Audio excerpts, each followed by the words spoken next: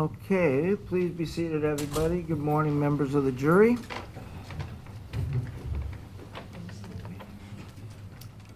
We're back on record in 3 PA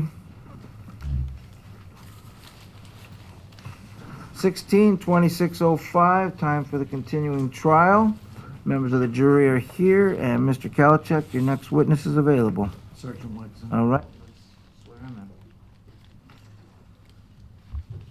Do you solemnly swear or affirm that the testimony you will give in the case now before this court will be the truth, the whole truth, and nothing but the truth? I do. Thank you. You may be seated. And for the record, would you please state your full name and spell first and last? Tony Wegzin, TonyWegzyn. Thank you. Oh, yes. You could, but I have to unplug this so it doesn't hang the That computer work? up. We're not using it yet, Judge. We can move it all the way back for now and then, but we will have to bring it back up due to the cord link. Okay, well, you're gonna probably have the, And he'll come out when With the we use microphone, the right? computer, Okay. the TV.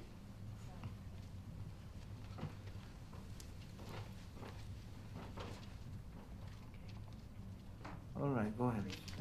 Good morning. First of all, tell the jurors where you're employed. Currently assigned as the supervisor for the Major Crimes Unit and Child Crimes Abuse Unit in the Matsu Valley, and my office is in Palmer. How long have you had that job? I've been doing that job since November 16th, 2016. And what did you do before that? Just prior to being assigned as a supervisor for our investigative unit where I'm at now, I was a supervisor for the criminal suppression unit in Palmer as well. And our main focus was serial burglary and theft investigations. And how long did you have that job? Almost 4 years prior to taking this one. And was your office in Palmer or Wasilla for the suppression unit job? In Palmer. And are you familiar with the Wasilla area too? I am. What did you do before this being with the suppression unit? So just going back in time, backwards chronologically, prior to standing up the criminal suppression unit, I was a supervisor for swing shift, grave shift, and day shift patrol, assigned as a supervisor for about 7 or 8 patrol troopers that were going around the valley handling calls for service. Prior to that, I was an investigator in the Major Crimes Unit.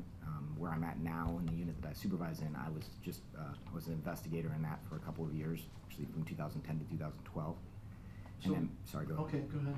And then prior to that, I was assigned as a staff instructor at our academy in Sitka for about 4 years.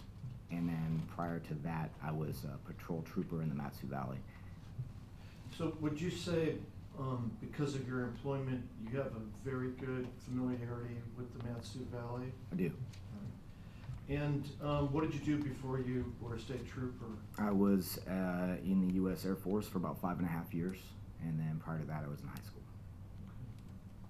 And did you grow up in Alaska or? I did. I was born in Sitka, raised in Anchorage and the Valley until I graduated and joined the military. And then I was assigned up here for the last 4 years of my military service. I was assigned at Allison. Now, the jury, we've been talking about the relevant dates here. The jury knows that the 13th of November is a significant date at this point due to all the information that's come out.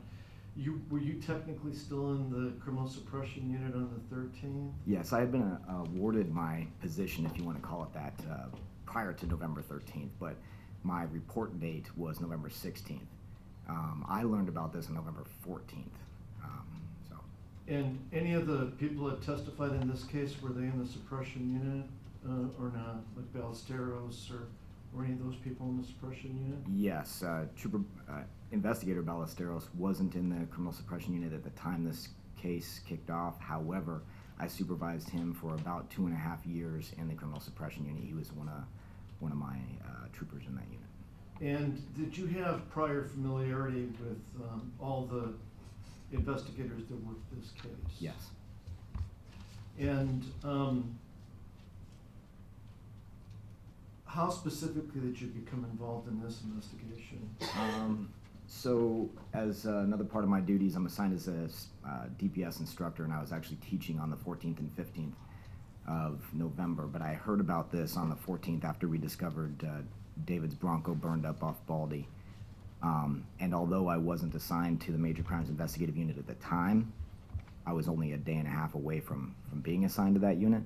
And so I started dedicating some of the resources that I would be supervising in a day and a half to start helping out with this case. And just to sort out the personnel, who were the investigators that were in that particular unit that worked on this case? At the time, we had investigator Steve Kevin, investigator Andy Adams, and investigator Jason Fieser. And then others from other units, who else participated in this case? In addition to my Child Crimes Investigative Unit, which I supervised as well, I had investigator Sherry Furno in that unit, who helped out with this case. I had I had Sergeant Mike Burkmeyer help out with this case. He was on the way out of, he was getting ready to retire, but he was still assigned as a supervisor within the troopers. He helped out with this. And then all of the Matsu Drug Unit, all of the Special Crimes Investigative Unit, that's Investigator Ballesteros, Investigator Colt, Sergeant Nelson in the Drug Unit. I had Investigator Decor, Sergeant Mike Ingram at the time, now Lieutenant Mike Ingram, now Investigator Tim Cronin. I also had Trooper Charles Withers. He's now Trooper down in America. I had Investigator Decor, who's was assigned to the Special Crimes Investigative Unit. He is now retired. I had a handful of intel analysts. I had our Technical Crimes Investigative Unit. I had now Sergeant Ramin Dunford, then Investigator Ramin Dunford helping out Investigator Jorgensen. I'm sure I'm forgetting one or two. And some federal people were involved too? I had the ATF come up from Washington State to help out with the Bronco. And were they involved in the Peterson search too, the ATF? Yes, I had a local ATF agent from the Anchorage office help out with the Peterson search, and some other miscellaneous stuff that he helped us out with, but he was present for the search. All right, and we know, so a lot of this has been covered by other witnesses, but I do want to do a rewind to give the jury a full understanding and appreciation for how the investigation progressed, because I think it'd be important for them to understand why certain things were done at certain times and what knowledge people possessed when they conducted certain interviews. But let me ask, before we get into it, have you been involved in other cases where the case involved missing people? Yes. Right. And we know that troopers do have search and rescue responsibilities within the state of Alaska, right? Everywhere except for Denali National Park. All right. But taking those cases aside, were you involved in other cases where either before or after people were eventually found deceased but were missing for a while before they were located? Yes. And in this particular case, was it your understanding that a 16-year-old by the name of David Grunwald was missing in the Palmer area? Yes. And eventually, correct me if I'm wrong, on the 16th, you assumed the lead on this case, is that right? Officially, I stepped into my new office, which was across the hall from my old office, on the 16th. However, when I learned that David's Bronco had been located burned Baldy on the 14th, I started directing my assets, my resources, both with this SDE, or the Statewide Drug Enforcement Unit, that's Investigator Colt and Ballesteros, Sergeant Nelson, as well as my guys, to start looking into this a little bit deeper. And is it fair to say in an investigation there are some leads that are pursued that go nowhere, but then others lead to some relevant evidence? Absolutely. I mean, is that the way it normally goes in an That's investigation? how it seems like it always goes. All right, and I guess there's always a starting point, right? Right. So here, there was a starting point when the Bronco was found. Is that correct? Yes, that's one of two starting points, if you will. Everybody, all the investigators involved, did they have a good briefing on the location where the Bronco was found, the fact that it was burned and all that? Yes.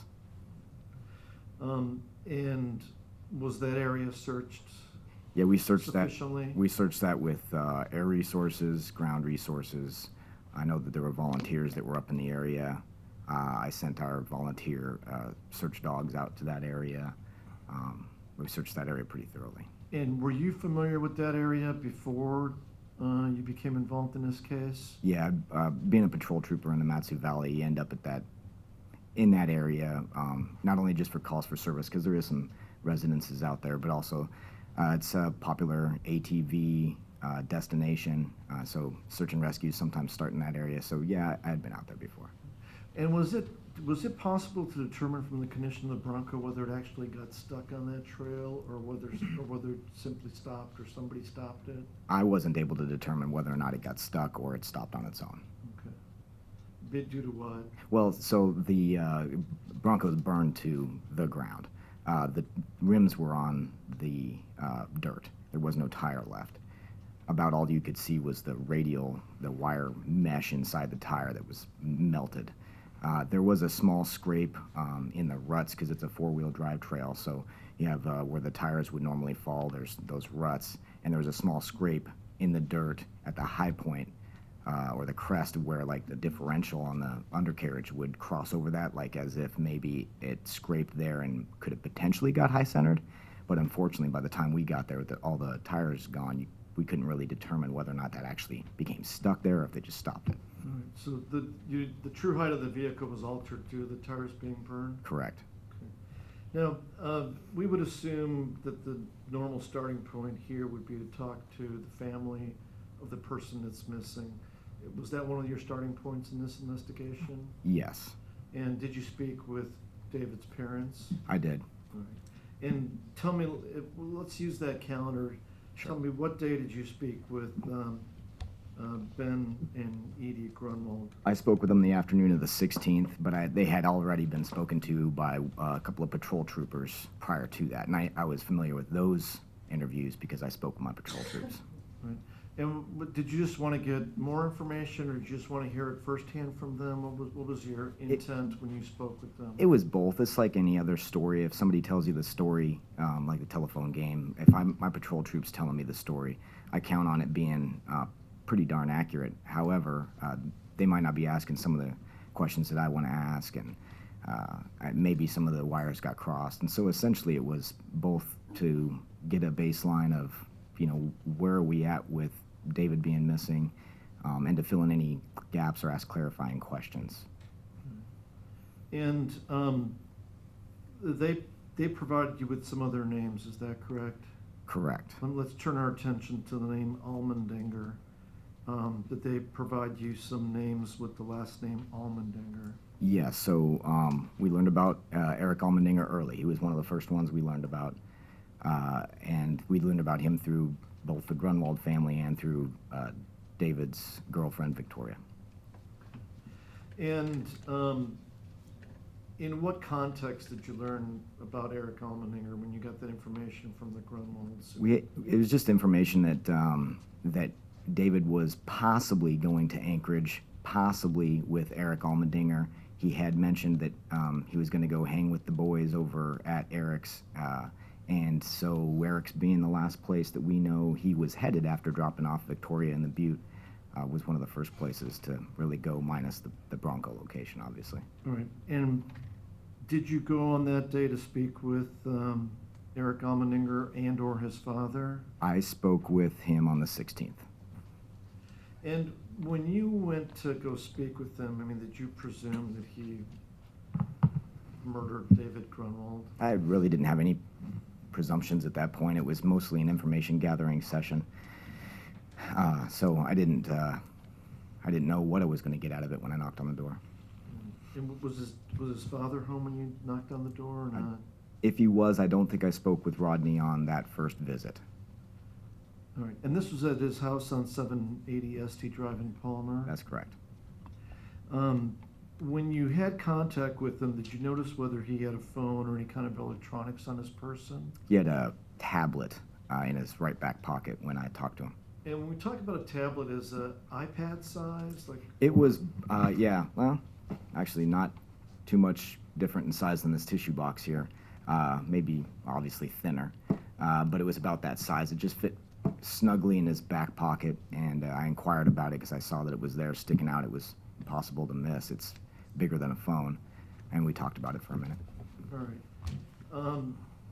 Now, did you talk to him about whether he had seen David Grunwald? Yes. And did he say that he had seen him or not? He said that he had recently. Had not seen him for the last 3 weeks or so. But he acknowledged that he knew David Grunwald? He did. And did you ask him about where he was on the 13th? I did. I asked him basically, hey, we were getting information that David went to a party with you in Anchorage or something similar, and where were you? And he said that he was in Anchorage at a party. Did he mention that he was aware that David Evans had been dropped off by David Grunwald at his house or not? Yeah, I think he knew that David Evans had been dropped off there. And I don't want to mix up I did a couple interviews with Eric, but I think at that point he wasn't sure how David Evans left, but he had not seen David Grunwald that night. All right. Did you talk to him about the details of how he got to Anchorage, where he was in Anchorage, when he came back from Anchorage, all those types of things? Yeah, I did. So what did he tell you about that? Essentially, he said that he had taken a taxi from his place there in Palmer, and he drove into Anchorage. He was given some pretty vague descriptions about where he was in Anchorage, vague to the point where I was having to really dig to clarify where he was at. I was getting stuff like he was at a brown house somewhere on Main Street. And how he got there was the one thing that he was confident on was that he took Premier Taxi, a taxi service in the valley, to Anchorage. But when I asked him how much it cost, he had a big window for how much he said it cost to get to Anchorage from Palmer. He said either $60 or $120, which was kind of interesting to me that we had such a large window of how much it cost to get to Anchorage. And had you ever met Elmeninger before? No. So are you suspicious at that point or not? Well, I'm suspicious, and I remember telling him and actually confronting him about the fact that I felt like he was being deceptive because he went to a party, and he's 16, and he was drinking. And I told him I didn't care about the party. I said, your underage drinking is of no concern to me right now. I'm looking for David Grunwald, and we need to dispel any myths that I care that I'm going to write you an MCA citation because I'm wearing a suit and tie, and I don't do MCAs. You know, so I had to kind of get rid of that issue early because I did think that maybe he was being deceptive because he didn't want to get an MCA or something. But once we got through that, well, we had to work our way through that too. Okay. But nonetheless, on that day, he maintained that he was in Anchorage, Correct. right? Yes. Okay, when you interviewed him on that day, I should Yes. be clear about that. Did he acknowledge that, but he did acknowledge that he had hung out with David Grunwald in the past? Yes. All right. Let me ask you a little bit about interviews and recording and such. Were you alone when you interviewed Eric Elmeninger? On the 16th, I was alone. And when you conduct these interviews, are they usually recorded? Yes. And is that stuff saved for the case file? And you have a small recorder? Yeah, it's just a little digital voice recorder. I don't know how to describe it. A couple inches long, ½ inch thick or so. It's a micro digital recorder. And I just usually put it in my breast pocket. All right. Now, do you usually keep the recorder concealed instead of like holding it like a reporter would hold it up to a person's mouth? Yeah, it kind of depends on what I'm wearing. Sometimes, as in we dealt with in this case, it gets moved around. For instance, when I'm outdoors, I got to zip my jacket up. I'm not wearing a suit coat. I'm wearing a down jacket in this time of the year. And when I zipped the down jacket up, I was concerned that it was going to muffle the recording. So I would sometimes take it out, put the recorder in my notebook that I have in my hand, and so it's exposed to the outside air. And then, you know, it's not subject to all the scratchiness of my jacket moving back and forth on it as well, which just destroys the audio quality. So it depends. It depends on where I'm at. But in some of the in some of these interviews, when we do hear that, Is that just That's either gonna be indicative body of- moving or Correct. rubbing against clothing? That's correct. And these are all digital recordings? Yes. Digital recorders at this point in time? Yes. And is it standard operating procedure for trooper investigators to record the interviews? Yes, unless something crazy happens, our SOP is we record all interviews, all public contacts. The ones that happen spontaneously before we can get to our tape recorder and push our digital recorder and push the record button is one thing, but in these cases, they were all digitally recorded. Now, let's go, and so what I'm doing, just so we're on the same page, I'm kind of using your report, but I know when you have the reports, you have the reports of other offices like interspersed throughout your report, is that right? Sure, so when mine prints out, I print it out so that it happens chronologically. So everybody's information is in my report chronologically as it happened according to what they put in as the report time. So what I don't want to do is, I don't want to go, back and forth between yours and the others. So if we're still on the 16th, I'm going to just ask you, was there anything else in the investigation that happened on the 16th before I moved to the next day? Well, I did do one interview that ended up being nothing, like we talked about earlier. We follow a lead, it turns out to nothing. I did interview one person that we had information that David Grunwald's phone had maybe contacted that day, and I did follow up on that lead. So can we move on to the 17th now? Sure, Did you work on the 17th? I did. Now, in terms of philosophy, investigation philosophy, do you feel that it's important to put a lot of work in close to the time when something happens? Absolutely. And what's the reasoning behind that? I suppose there's a whole host of them. My primary reason for that is just because the information's fresh. Any witnesses that can be interviewed are not going to have their days mixed up. If I say, what were you doing yesterday, it's a little bit easier for folks to understand than what were you doing a month ago yesterday. So there's that aspect to it. I find that if I allow too much time to pass, or if I procrastinate, for instance, other stuff comes in, because obviously this is a very important case to us, but the valley keeps spinning, and so other cases do come in, and I don't want this backlog of other cases coming in if I'm not doing anything, so I try to work on the cases as they come in. Now, the 17th, did you have contact with Victoria McKelkey? I did. All right. And what was the purpose of having contact with Victoria? There's probably a couple of reasons, but at least primarily to, again, just touch base with her, get her side of what happened that night. She was the last one we know that's volunteering that she was with David that night.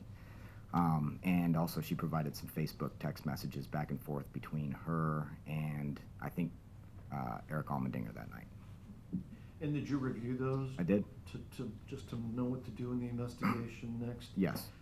Did he say similar things to what he told you in those text messages, which the jury's already seen? Yes. Yeah, okay. Now, was Victoria quickly ruled out as a potential suspect in this case? I would say so. All right. And then, regarding Eric Almendinger's story that he went to Anchorage, did you do any digging to confirm or deny that story? Yeah, he was confident that he took Premier Taxi to Anchorage, so I made a call to Premier Taxi and asked him if they'd taken anybody to Anchorage that night. And what did you find any evidence that he indeed was taken there or not? To the contrary, I found out that Premier Taxi did not pick anybody up at his address and didn't take anybody to Anchorage that night. And they gave me the 3 pickups that they did in Palmer, and none of them were near his address.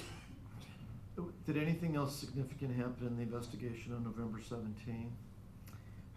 By significant, I mean anything that led to some relevant evidence in this case?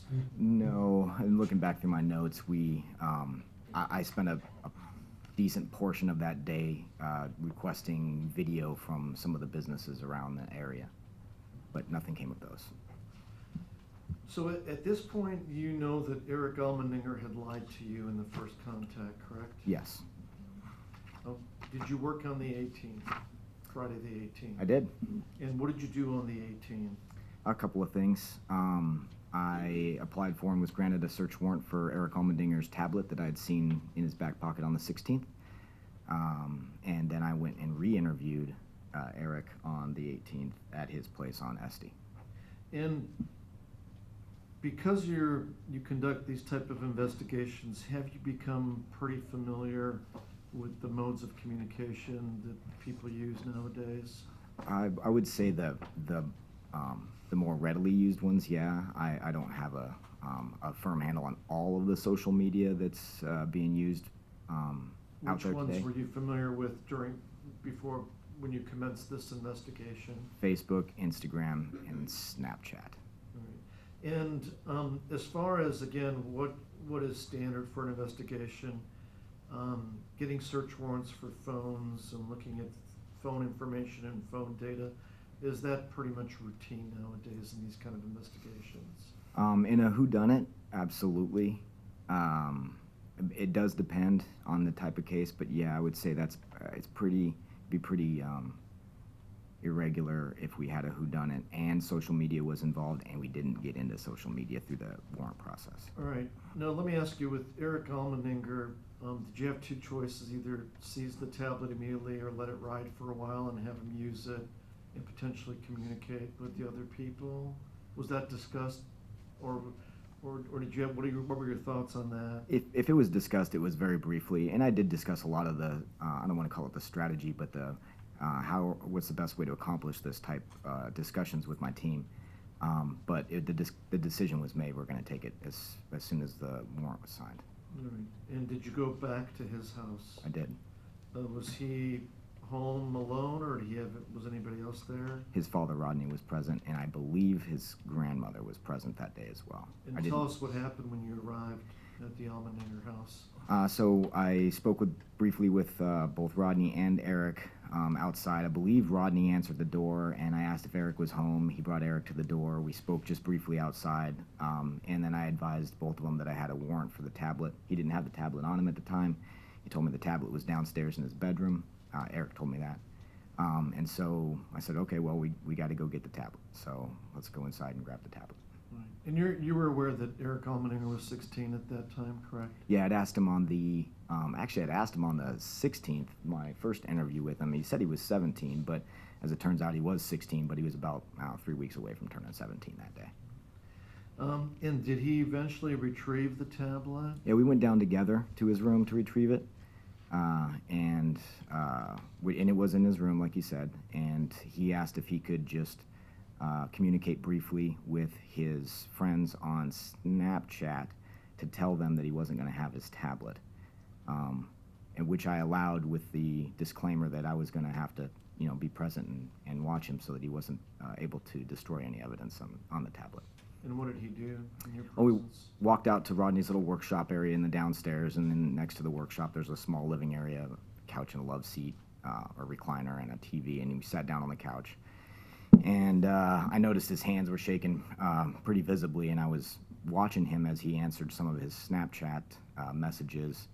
I looked away briefly to talk to Rodney, just for maybe 2 or 3 seconds, who was nearby, and as I brought my eyes back to Eric's tablet, I noticed that he was dragging something from the main screen to the top of the screen, like an icon of some sort. He was dragging it towards the top of the screen, at which time I told him, all right, you're done.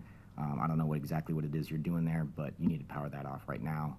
And the one thing that I do remember noticing is his hands were trembling so bad that he could barely power off the tablet that evening.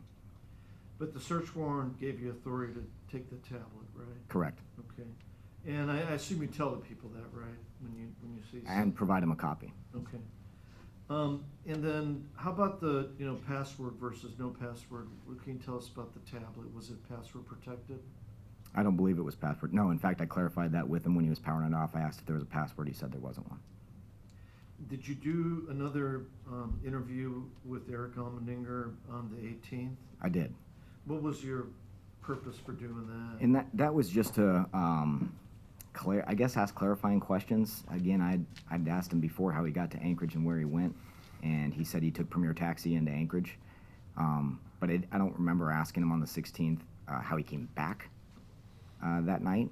I think maybe we left it at he stayed in Anchorage all of the night of the 13th. So when I talked to him again on the 18th, I was asking clarifying questions to the answers he provided on the 16th. Like, for instance, How is it that you took Premier Taxi and they have no record of it? And also, how did you get back? When did you come back? Starting to kind of get more specific about what was happening with him on the 13th. Now, did you confront him with that information you got from Premier right away, or did you let him talk a little bit during the recorded interview? I don't remember off the top of my head how quickly I confronted him with that, but I confronted him with it, I would say probably in the first half of the interview. I confronted him with, hey, like, why is it that you say you took Premier Taxi and they don't have any record of it? And how did he provide any explanation after you said that? No, he said he was like, I don't think he said 90% sure that he took Premier Taxi, and he's not sure why they don't have a record of him going there. And then I clarified, well, how much did it cost? And again, he came through with this wide range of, you know, how much did it cost? Was it 60? Was it 120? How much was it? And when he couldn't come up with an answer there, because he said he was too intoxicated to provide an answer, he didn't remember. I asked Rodney, who's sitting right there when we do the interview, like, well, does he have $120 to take a taxi ride into Anchorage? And Rodney kind of shrugged his shoulders and said, don't look at me. And I moved on with the interview. Did he say how he got back from Anchorage? He said he caught a ride, and he gave me... Did he say where he stayed after he caught a ride? Yeah, he said in Sutton. He said that he caught a ride with Bradley and Annalise. This was the first time that I had heard Bradley's name, and that he couldn't really provide me any information about it because he was intoxicated. I asked him where he stayed in Sutton. He couldn't give me a description. Asked him how he got back home. He said he walked from where we're at his address. Sutton's about 17 miles up the Glen Highway from where his house is, and he said he walked. It's November. It's cold. There was just a lot of stuff that wasn't really lining up with where he was saying he went, how he got there, that sort of stuff. At this point, did he become a suspect after this interview or not? I mean, he was certainly rising into that category, that's for sure. If he wasn't there by then, he could see it from where he was standing. And did you interview Rodney Elmeninger, or was he just there when you interviewed Eric? I don't remember specifically speaking with Rodney on that occasion separately from Eric. And was this the first time you met Rodney? Yeah, I think it was. Okay. So that was the 18th. Now, your report, as far as the reports you wrote, bounces to the 21st. But tell us what happened. Is there anything that happened on the 19th, 20th, or 21st in the investigation? So we keep going and we know if anything significant was done. So Saturday, Sunday. Give me 1 second.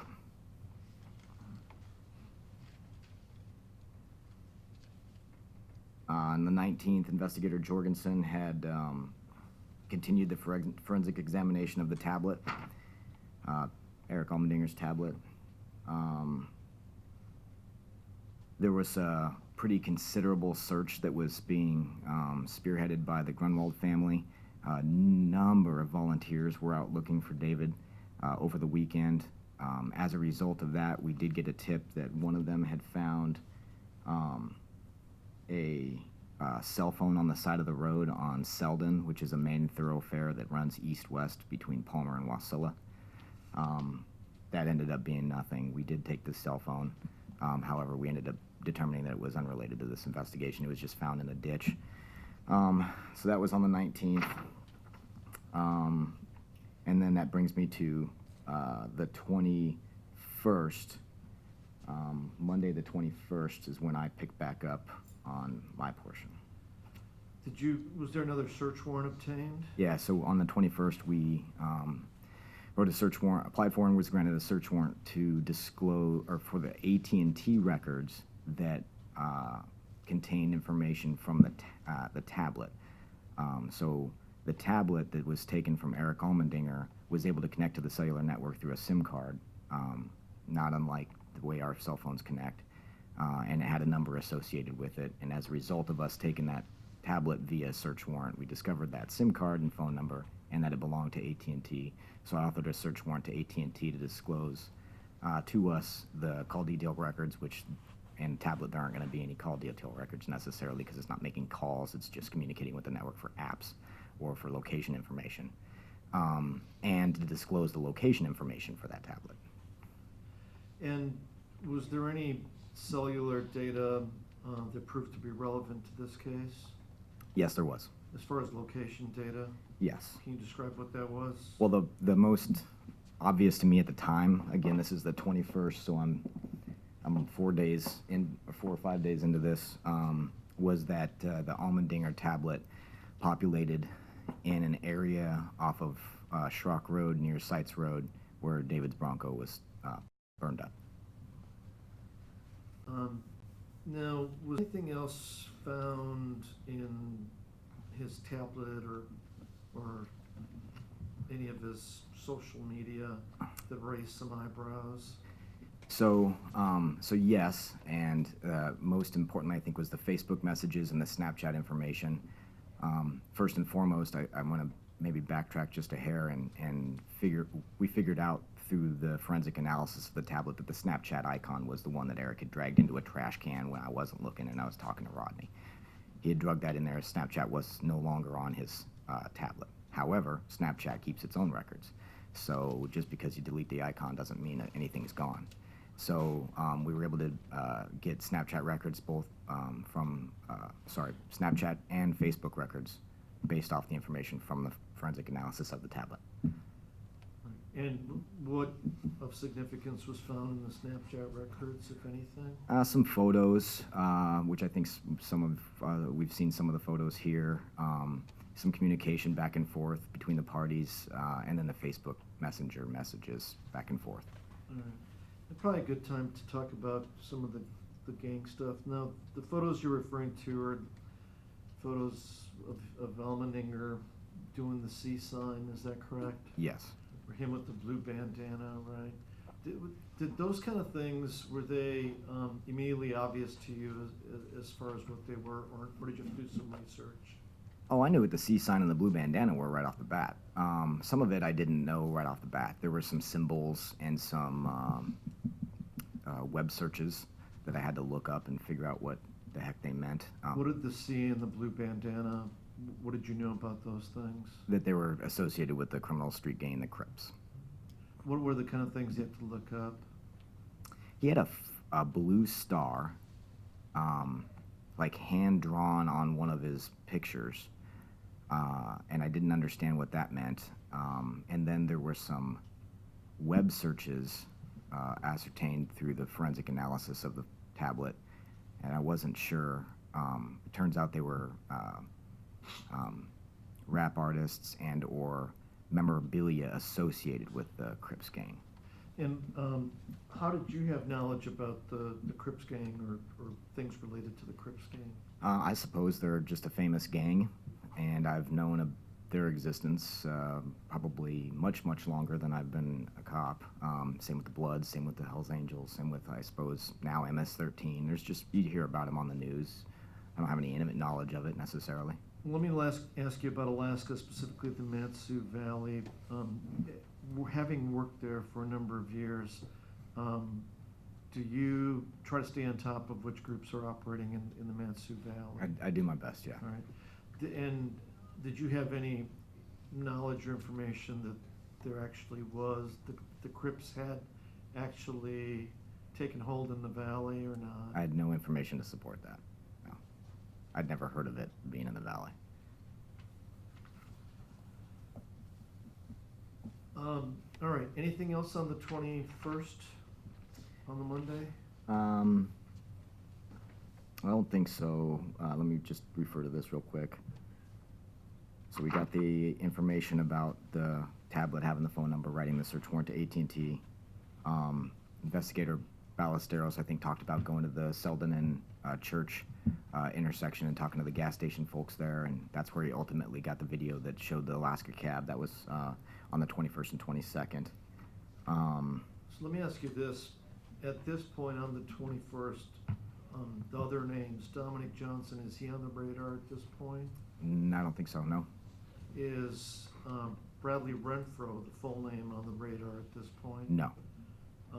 Austin Barrett? No. Devin Peterson? I believe I had heard Devin's name early on, but it wasn't closely associated with this. Okay. All right. So now, should we move along to the 22nd? Yeah, the only other thing that happened on the 21st is now Lieutenant Ingram did do an interview for me into one of Eric Allmendinger's alibis for the night of the 13th, which we discovered was not to be, it wasn't being truthful about who alibied him. All right. So that basically sums up the 21st. Now, to the 22nd, did you have some investigators go to the Valley Country Store? Yeah, we had the Valley Country Store. Well, we were going to other places as well, but the Valley Country Store turned out to be fruitful. And that's the one located at the corner of Selden and Church, which is on the path to where the Bronco was burned. All right, and we've had testimony from, I think it was who called to Ballesteros, that the video from the store showed the Alaska cab going back and forth. Correct, and I watched that video too. You see the cab travel north, 8, 9, 10 minutes later it comes back traveling south. When you do the math on how far it had to go to get to where it went, it was about the right time frame to be kind of in that area where the Bronco was burned. Who's the person that located and interviewed the cab driver, Scott McCormick? Initially, now Sergeant Colt interviewed Scott McCormick.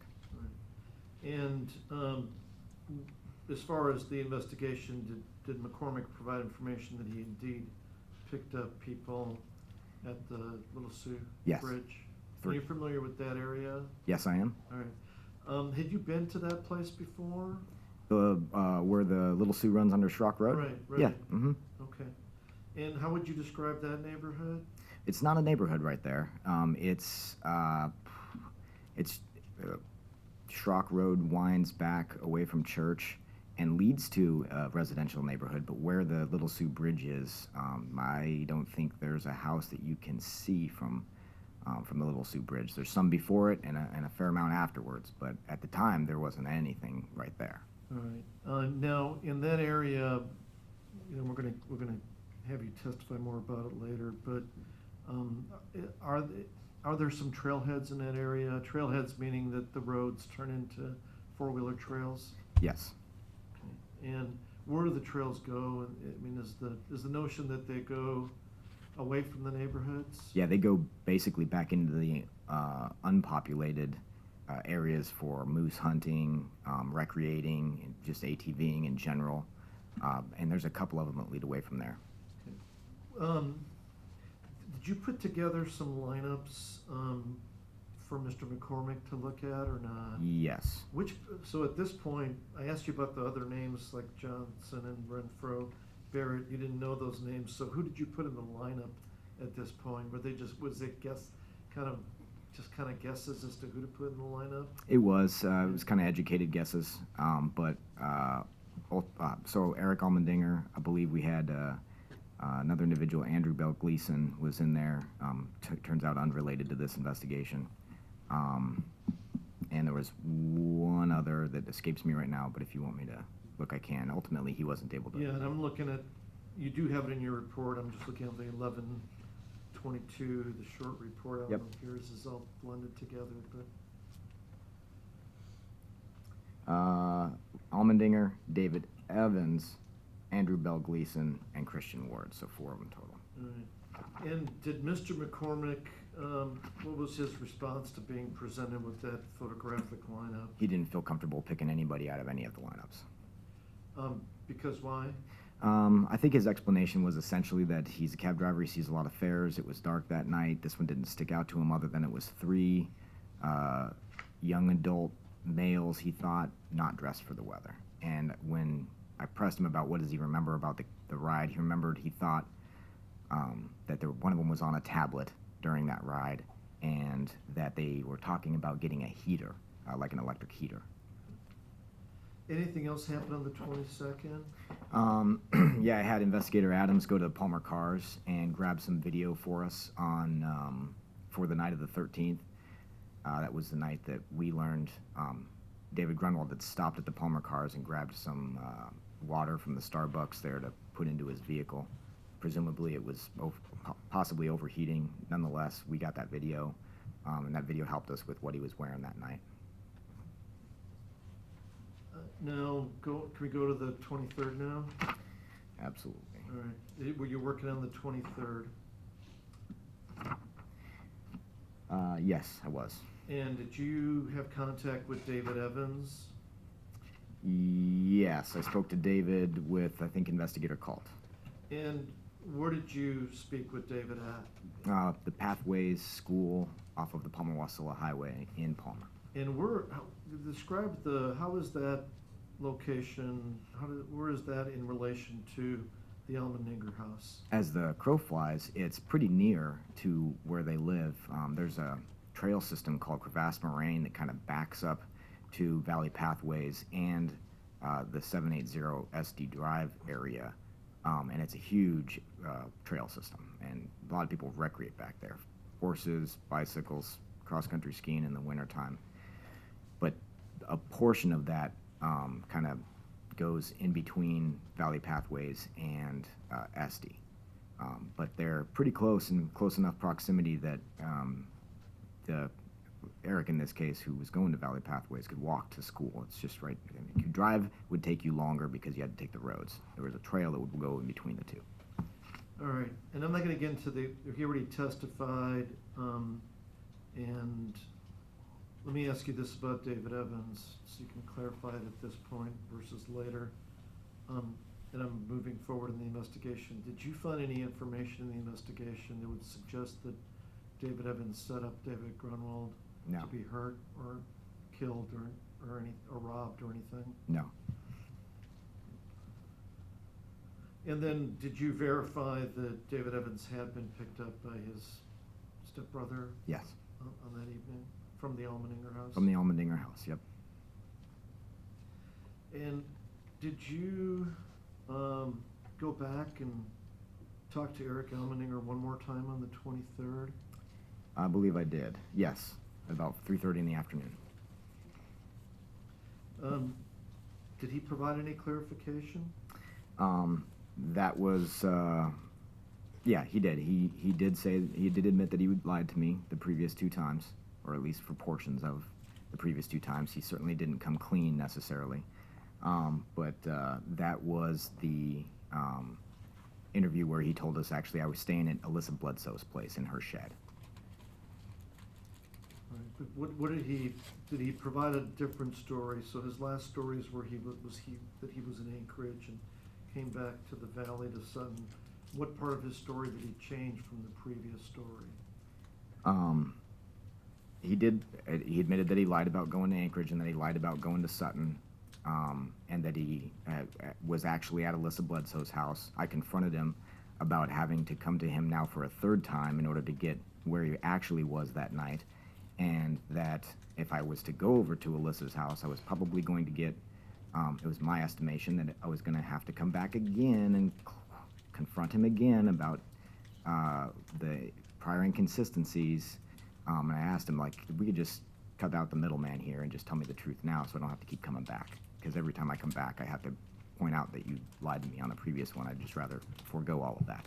And the truth that you were getting at is him acknowledging that he was in the Bronco that night? Correct. At the Schrock, near the Schrock Bridge? Right, and I did confront him about the fact that his tablet populated on top of where, or in the area of where David Grunwald's Bronco was burned at about the time that David Grunwald's Bronco was burned, at least as far as our estimation goes.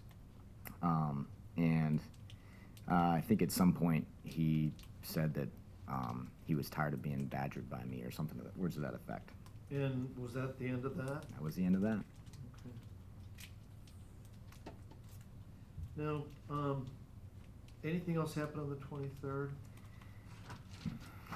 Is David still missing on the 23rd? David is still missing on the 23rd. We're still looking for video that could help us in this case. I had Investigator Kevin going by a couple of coffee shops that are on the Palmer-Wasilla Highway. Now that we know that Scott McCormick had dropped off 3 individuals, likely one of them is Eric Almendinger because his tablet's populating in the area. We now have Dominic Johnson's name because his number was used to call. I'm sorry, let me take it back. We have the number used to call the cab. We do not have Dominic Johnson's name on the 23rd. Nonetheless, we know that Eric was likely at the Bronco. We have a number that was associated with calling the cab, and we're still gathering video footage from places we think might be along that route. Did you get a special warrant to locate the phone associated with the phone number that called the cab? Yes, I think this one was through AT&T as well. We authored a search warrant to AT&T to provide us location information for the phone number they called Scott McCormick's cab that night. And through that, we're able to narrow down Dominic Johnson on the 24th, excuse me, Thanksgiving Day. And no, the location information, does that give you the exact location, or does it give you a general location? Tell us what information police officers get pursuant to that kind of warrant. So in this, so it depends on the provider, and in this case it was AT&T, and in this case AT&T provides us historical information that is delayed by 15 minutes of the last known location for that phone at the time that it gives it to us. Again, it's 15 minutes old, and there's a level of accuracy that's associated with where AT&T believes that phone could be based on its location. Sometimes that level of accuracy is like 5,000 meters, which is not accurate. That's like the whole valley. And then sometimes it's like within 100 meters. So it just depends. But on the 24th, did the ping lead to Somerville, Carlton, Ballesteros having contact with Dominic Johnson? Yes. Right. And was that the first time that Dominic Johnson's name came up in this investigation? That's when we discovered, yes, that's when his name came up. Obviously, we had the phone number a couple days prior, but that's when we learned his name. Right. And when he was interviewed, did he acknowledge being in the cab with Eric Almeninger? Yes, I think he did. Okay. Yep. But he didn't acknowledge, like, being involved in the murder or kidnapping or anything like that? No, Investigator Cult's interview with Dominic went a lot like Investigator Cult's interview with Bradley. All right. Didn't gain much. Let me ask you, so at this point, Eric Almeninger and Dominic Johnson, is Johnson a suspect at this point, or a person of interest, or what would you say it was? I think Investigator Cult put it best. I mean, he could have been one of the best witnesses in this case. But because at the time we didn't know, we're still putting pieces of this together. Nonetheless, we now have his phone number calling the cab that goes and picks 3 people up, and we're getting deceptive information from him and not a whole lot of cooperation. So I don't know that I would feel comfortable saying he was a suspect at that point necessarily.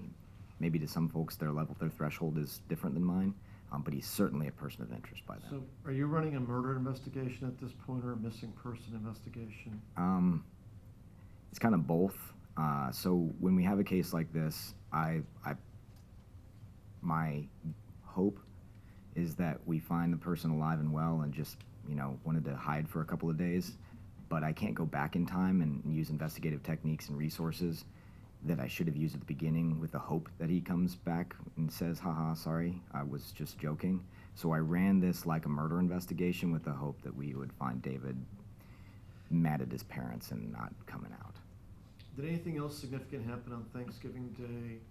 I mean, the jury heard from some of the witnesses about what happened on Thanksgiving Day, but did the investigators do anything else on Thanksgiving Day in addition to contacting Johnson? I don't see anything noteworthy necessarily besides that contact on the 24th with Dominic Johnson. What happened on the 25th, the Friday the 25th? Give me 1 second.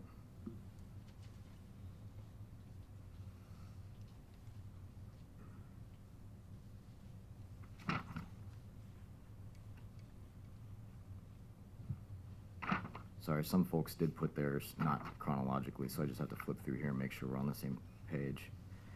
We did an aerial search and a foot search of an area that, based on some cell data, looked like maybe it would be a wooded, secluded area. Still looking for David Grunwald at this time, but we ended up, it was off Pittman, which is kind of near-ish where David's Bronco was burned. And we didn't locate anything of any substance on the 25th from that. And when you're talking air searches, are you talking fixed-wing planes or helicopters or both? What are you talking about? Primarily, we're using our AST A-Star helicopter. Anything else on the 25th or not? That foot search took pretty much all day, it looks like. And what area were you searching generally? We still had, we were searching the Pittman and Doubloon area. There's a lake back there, which was frozen at this time, and a wooded area that's very sparsely populated. So we were searching that area. We were still having search warrants authored for social media. I noticed on a November 25th, Investigator Jorgensen was getting search warrants for Dominic Johnson's Facebook and Snapchat accounts. We had applied for authorization to search the iPhone collected from Dominic Johnson on the 24th, on the 25th, and I think we heard that it was passcode protected and we weren't able to get into that right away. Just making sure we cover all that November 25th stuff. We were analyzing CDRs, or call detail records, from the 5214273. I think that's Dominic Johnson's phone number. Looking for, so when we write that for call detail records, it's not really dissimilar from when we did it for the tablet. So, but this time it's a phone. So now AT&T gives us both text, text and phone calls and location information for Dominic Johnson's iPhone. That's happening on the 25th. And that, I think, brings us to the 26th. Now, the 26th, before the 26th, did Bradley Renfro's name come up yet or not? Not by last name. I had remembered that, so we back up a little bit. Obviously, Eric had told me that he was with Alyssa Bledsoe. Investigator Call had Alyssa Bledsoe on his radar due to the runaway status, and also we had been given the first name Bradley, who was with Annalise by Eric that night. And so we had a loose association to Bradley Renfro, but we weren't given his last name at that point. Now, the 26th, we heard that an investigator had contact with both Alyssa Bledsoe and the defendant, in this case, Bradley Renfro. You weren't there, correct? No, I wasn't there. All right. But this was recorded, right? Yes. And we already heard that particular recording.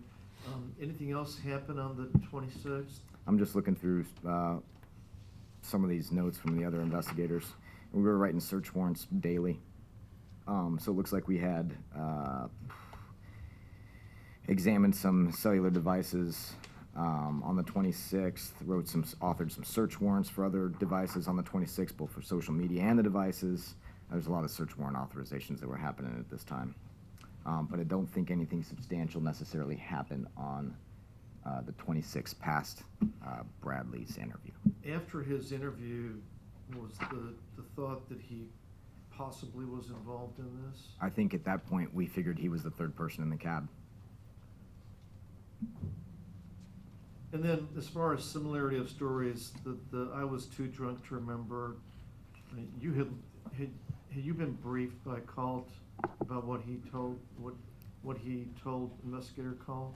Yeah, basically as soon as this traffic stop / interview was over between Alyssa and Bradley on the 26th, I got a phone call and he back briefed me immediately. And so you heard that it was a similar story to what Almendinger said, that he was highly intoxicated. Right. Now that takes us to what, the 27th, and anything happen on the 27th or 28th? Let's see here.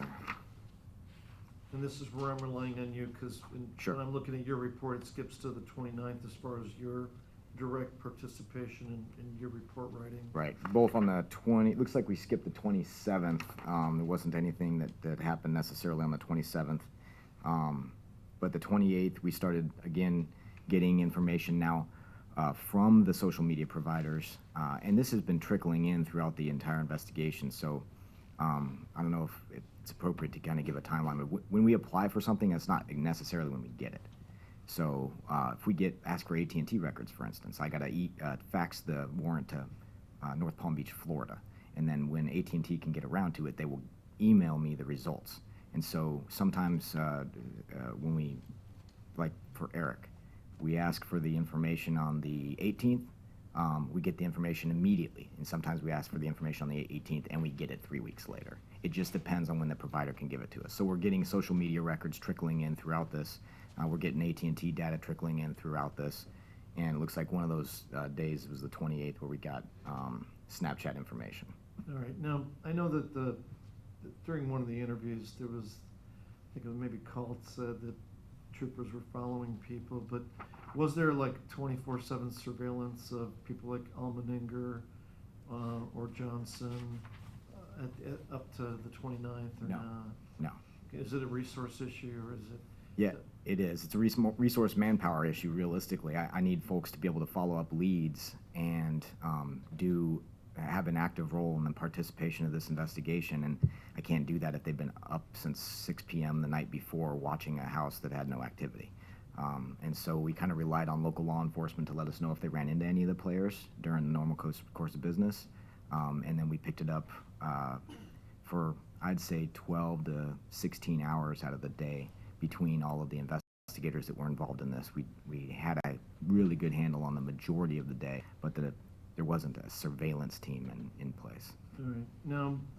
Now, had you been in contact with the Palmer DA's office too during the course of this investigation? Yes.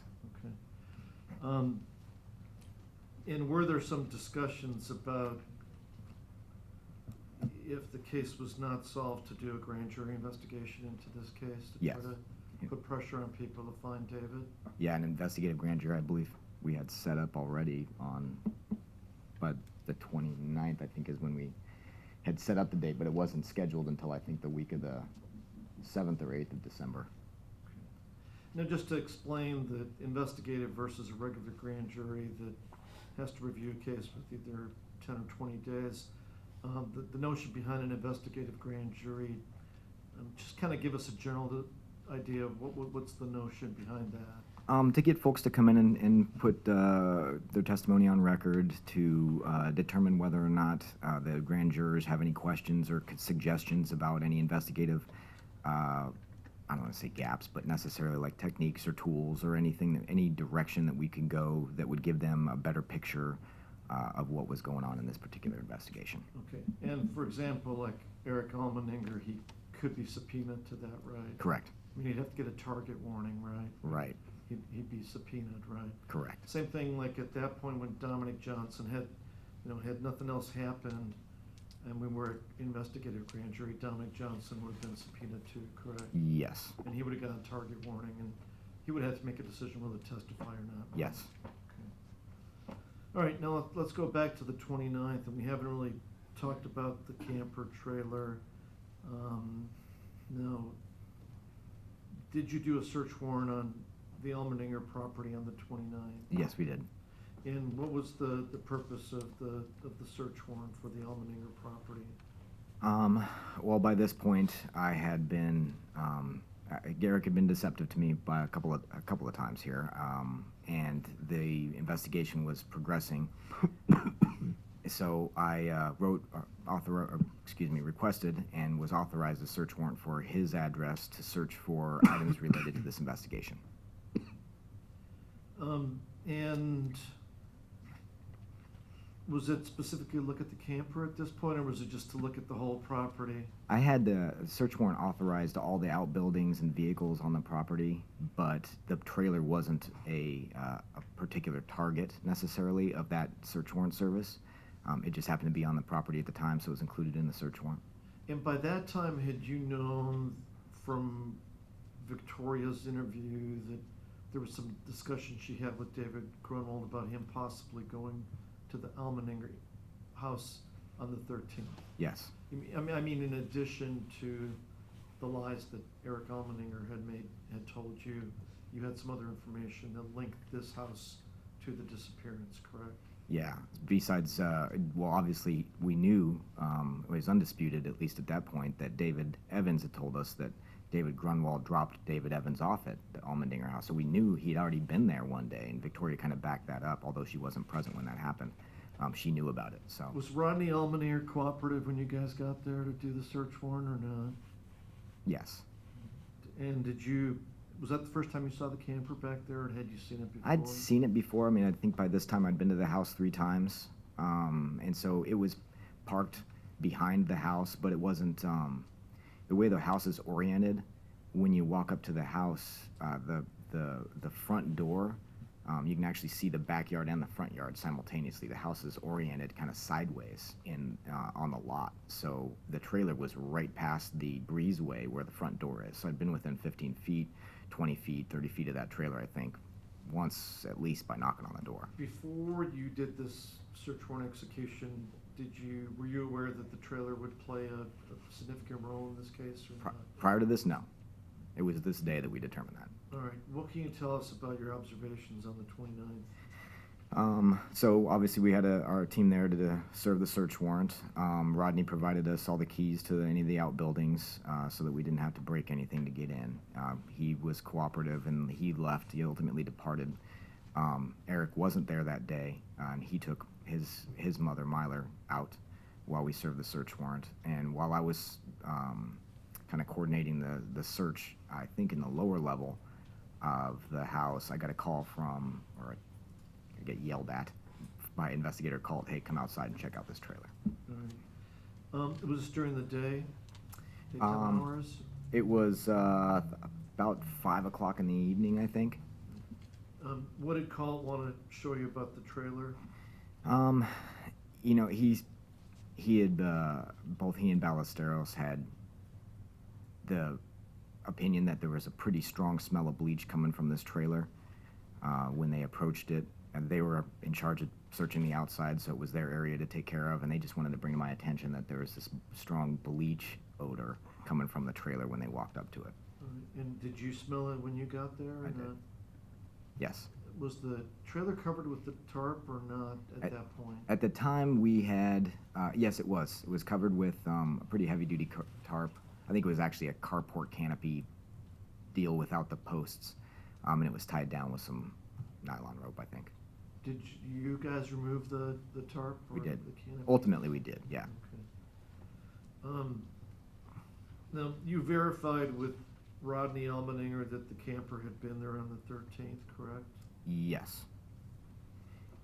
I also spoke to him about the bleach smell coming from the trailer just to address that, because it was pretty obvious when I got to the front door. At least my opinion was it was pretty obvious. It smelled strongly of bleach at the front door, and so without going in and doing a ton of searching inside the trailer, I just called up Rodney like, "Hey, did you clean this trailer with bleach lately?"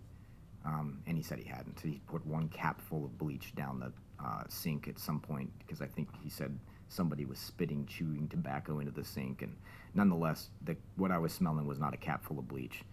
So I called MTR and had him take the trailer. So was the whole trailer taken and no search was done of the trailer on the premises? Yeah, no search past just opening the door and visually making sure there wasn't anybody in it, just for humans. But it was dark and cold, so we decided to take that to a better area to be searched. All right, now there's been some testimony about young people consuming marijuana on the premises. Did you find any evidence of marijuana?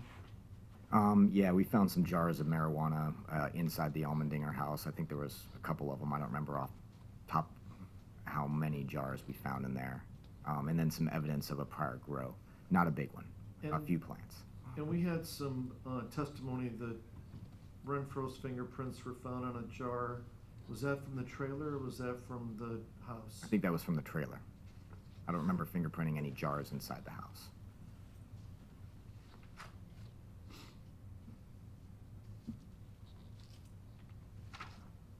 So that was the other, the bleach smell was the only thing you noticed about the trailer at that point? Well, yeah, the bleach smell was the most obvious. I do recall seeing some .22 caliber shell casings in between the trailer and the front door of the house. It was a little bit concerning to me, given the fact that I smell bleach. Now I've got spent casings outside the area. Again, not right outside the door, but like within close proximity. I got some .22 caliber shell casings. I later learned that they were unrelated to this, but we took them and we took the trailer at the time. Anything else on the 29th, or did that take up most of the day? That was let me see here.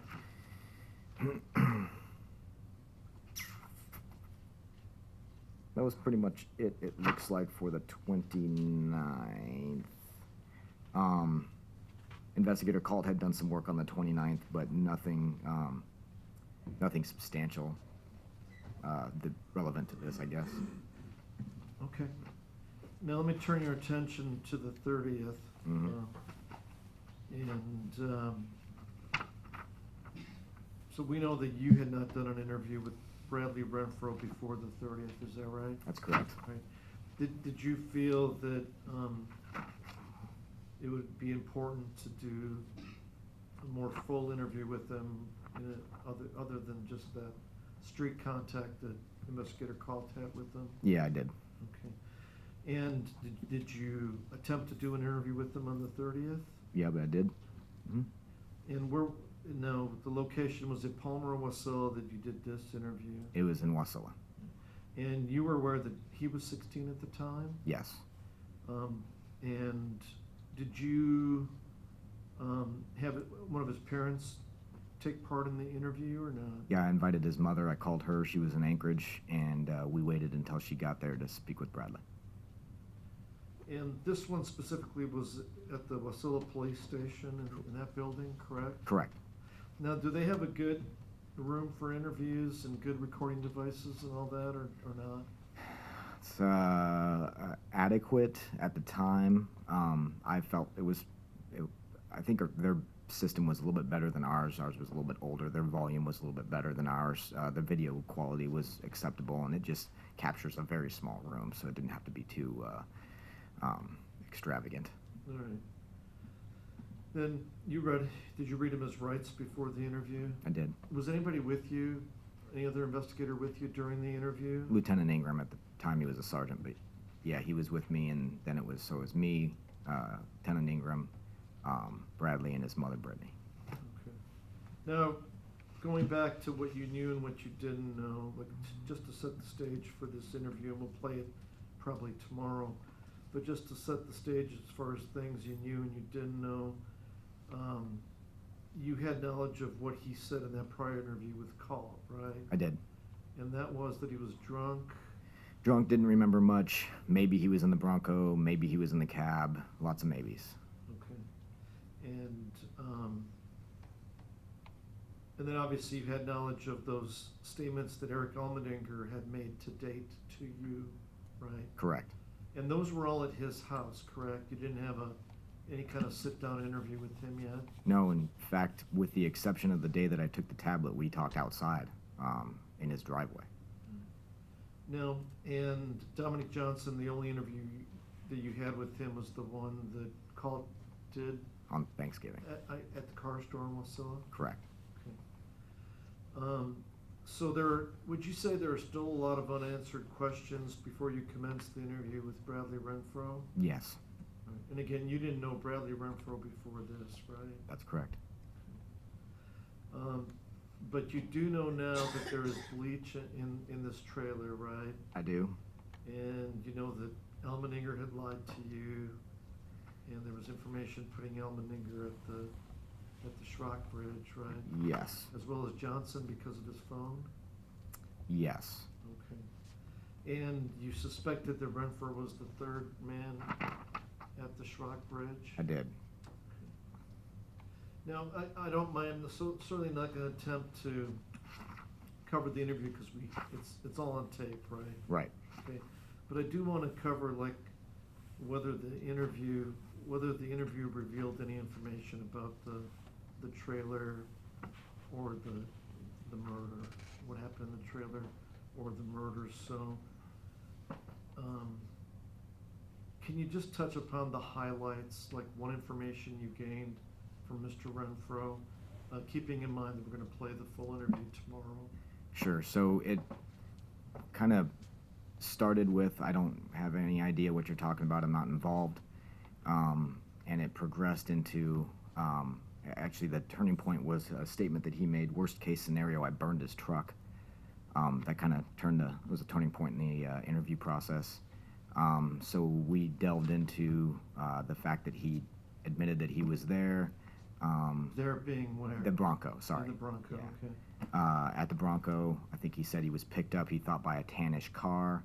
And again, we had to go over all of these statements 2 or 3 times chronologically in order to get them sorted out. Nonetheless, I guess we ended on the agreement was that, yes, he was with the Bronco when it burned, possibly used alcohol to do the burning.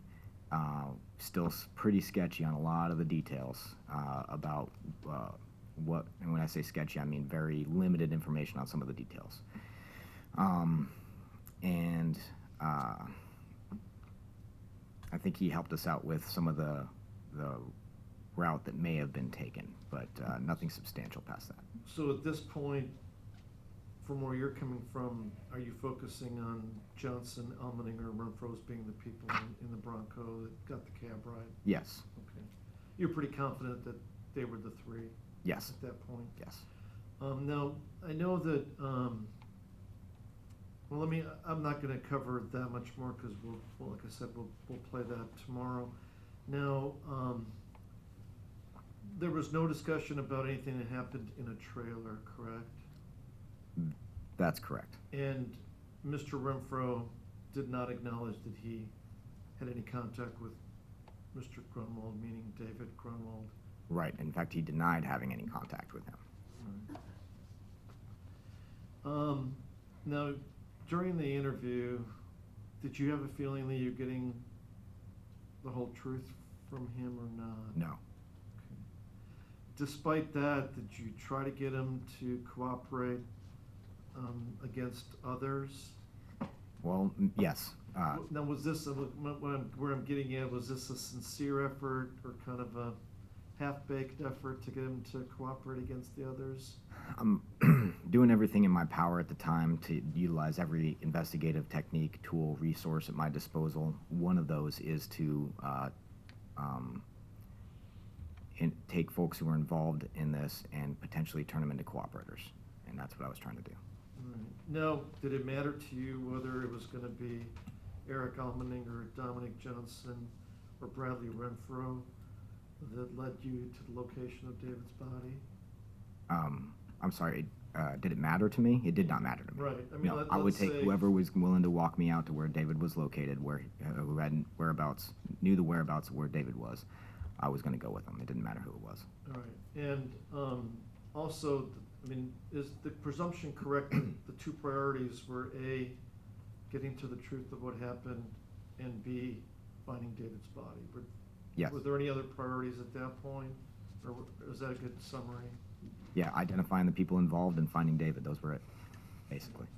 Okay, now, and at this point, like when you gave Renfro the opportunity to do a glass warrant against the others, and we'll talk about what is a glass warrant in a moment, like you did not know that he had seen a murder, right? Based on the information he had given me, no.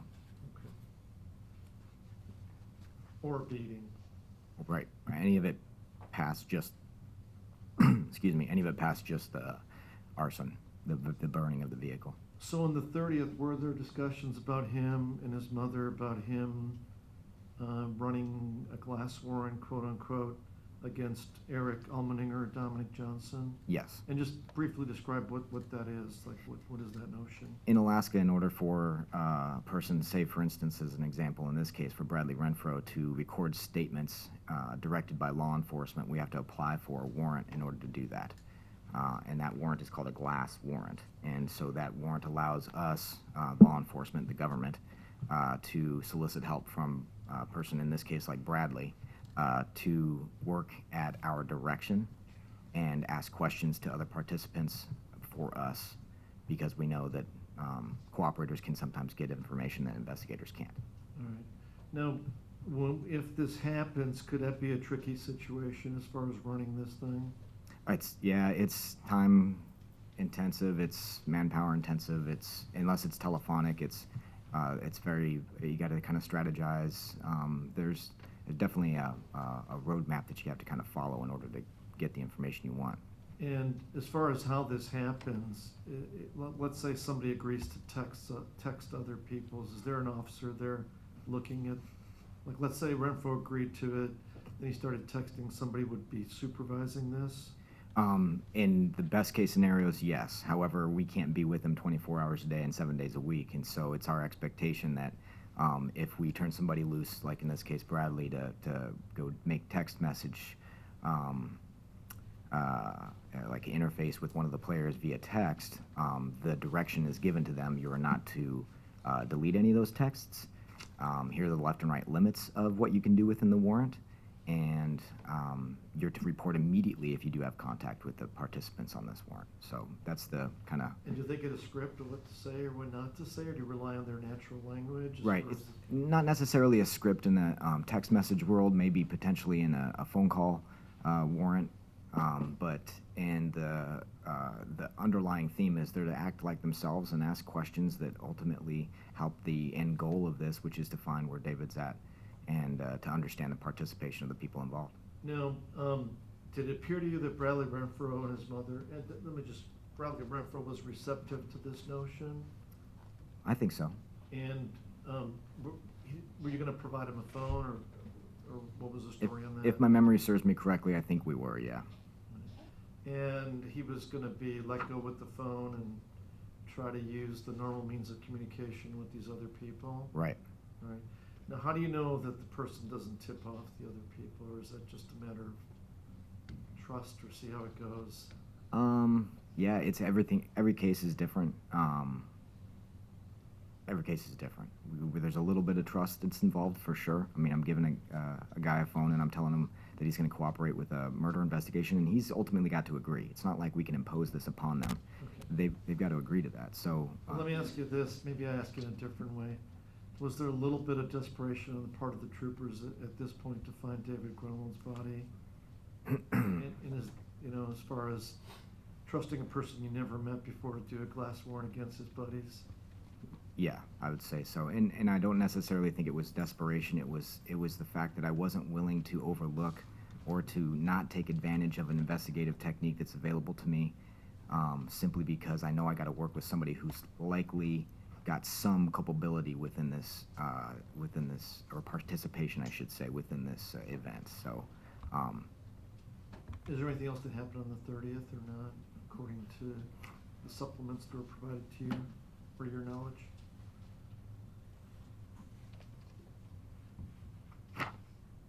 again, more cell records, Snapchat, social media, some from players that are involved, some not. That pretty much takes us through, I think, the first. All right. Now, as far as all these phone records and Snapchat records, is it fair to say that they're binders of information that was gathered from all of these phone records and social communications? Yes, I have a 3-inch 3-ring binder here with all the written reports, and there's an additional 3-inch 3-ring binder of nothing but search warrants, and there's gigabytes of electronic data. So December 1st, 2016, Thursday, did you meet again with the defendant and his mother, Brittany Smith? Give me 1 second. I just don't want to mix up my days. Yes, I did. And was it in furtherance of having him participate in a glass warrant with the Eric Almeninger and/or Dominic Johnson? Yes. All right. What he communicated to you, was it still a willingness or to do this? It was a willingness to do it, and he was given some direction and some left and right limits on what the warrant was, what we could do with the warrant. And was he provided with the phone? Yes, he was provided with the phone, and I just don't remember if we bought that for him or if we had one already obtained somehow other way. And did he leave? He left with his mom. But in other words, was he fully equipped to do this? Like run with it? He was, and he was given very specific instructions that if he was to talk to anybody, it was to be over text message only, either via Facebook or Instagram or whatever, but he was to save all of those messages like I spoke about before, and that he was not to have any contact with any of these other players. Now, on that day, did you get feedback from the lab people as far as what they found in the trailer? Yes, I did. What did you discover they found in the trailer? They had presumptive inside the travel trailer.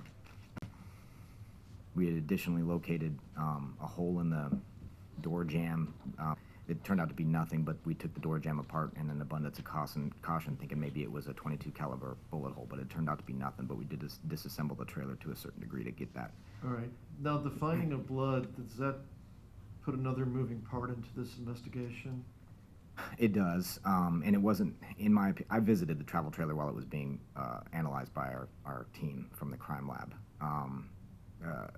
Investigator DeCour supervised the entire process of it, but I stopped in and I was able to see firsthand the blood that we were talking about inside this trailer. And it was the blood, and now what we determined probably is bleach, was substantial enough for me to believe that it was possible that David was even killed inside that trailer. But somebody bled a lot inside that trailer. Did you get any DNA samples from the Grunwald family? I did. I traveled to their residence and I grabbed a toothbrush that belonged to David. I also got buccal swabs from both Ben and Edie Grunwald. And the toothbrush was obviously what be a known sample from David? Yes, Because again, David's still missing at this point, right? that's correct. And then what did you do with these things? The buccal swabs from Edith and Benjamin Grunwald and and David's toothbrush? Took them straight to Anchorage. For them to be available to the crime lab for comparison? Comparison to the blood that we obtained in the 1971 travel trailer. That's correct.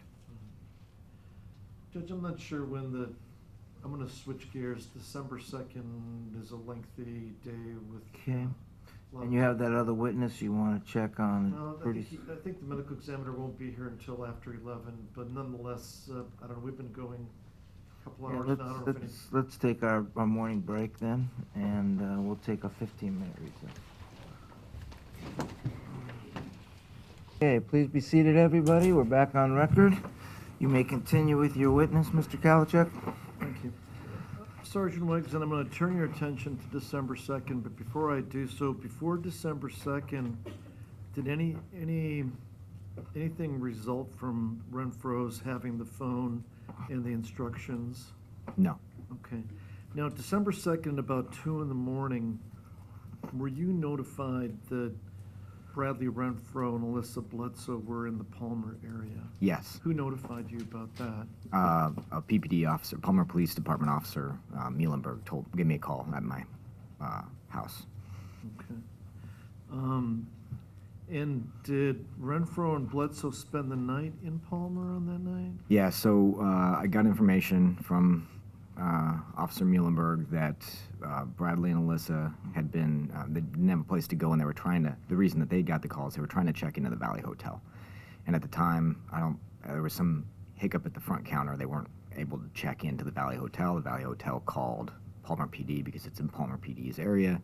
And then Officer Muhlenberg called me.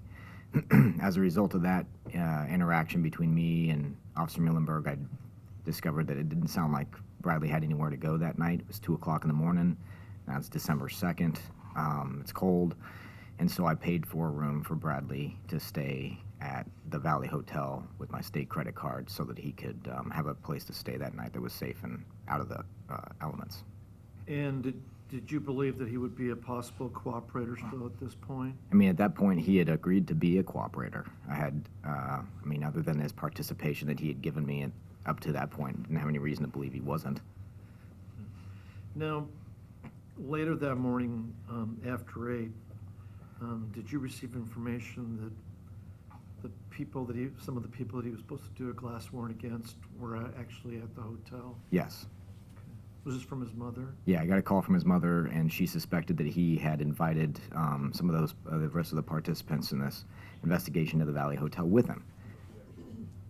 Basis of the objection? Mr. Kalachuk, how do you want to respond? I don't know what's the... You can.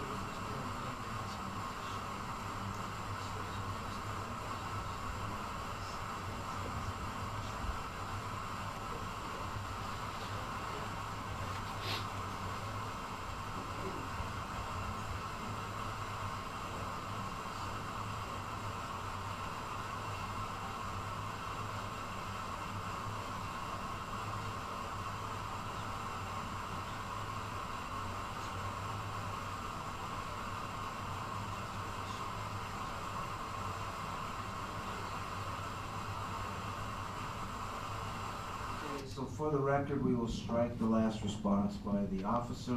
The jury is to disregard his answer, okay? Go ahead, Mr. Calligan. In these discussions with Bradley Renfro ahead of time, were there any discussions between you and him about an in-person class, like face-to-face class, or not? No, a face-to-face class is extremely hard to manage. It's, obviously, the person is working at our request. We're kind of required to make sure they stay safe. And so for that, the in-person face-to-face class warrants or audio recordings are, it requires more officers, both in plain clothes and uniform, and rescue teams and all sorts of stuff to be put into motion in order to make sure that cooperative stays safe. And that's the person would have to wear a wire if they did it face-to-face? correct. And all of those were just a little bit more than I was willing to take on, both from a safety priorities and a management perspective. I just didn't have the bodies to dedicate to rescue teams and everything else. So it was all dedicated to being over the phone or via text message. And did you send any of the investigators to monitor the activities at the Valley Hotel that morning? I did. And were they reporting back to you? Yes. Okay. And we heard that Carlton Ballesteros eventually made contact with Austin Barrett, Dominic Johnson, Melissa Blitzow, Devin Peterson, and Bradley Renfro. Is that right? Yes, and I was with him. Okay. Now, Devin Peterson hasn't been talked about so much in this examination yet. Did you interview Devin Peterson that morning? I did. Was it about what happened to David Grunwald? Yes. Okay. And also, did you have contact with Dominic Johnson that day? Yes. Had his family retained an attorney for him? Yes. And eventually that day, was there an agreement made between the state, quote unquote, and Dominic Johnson? Yes.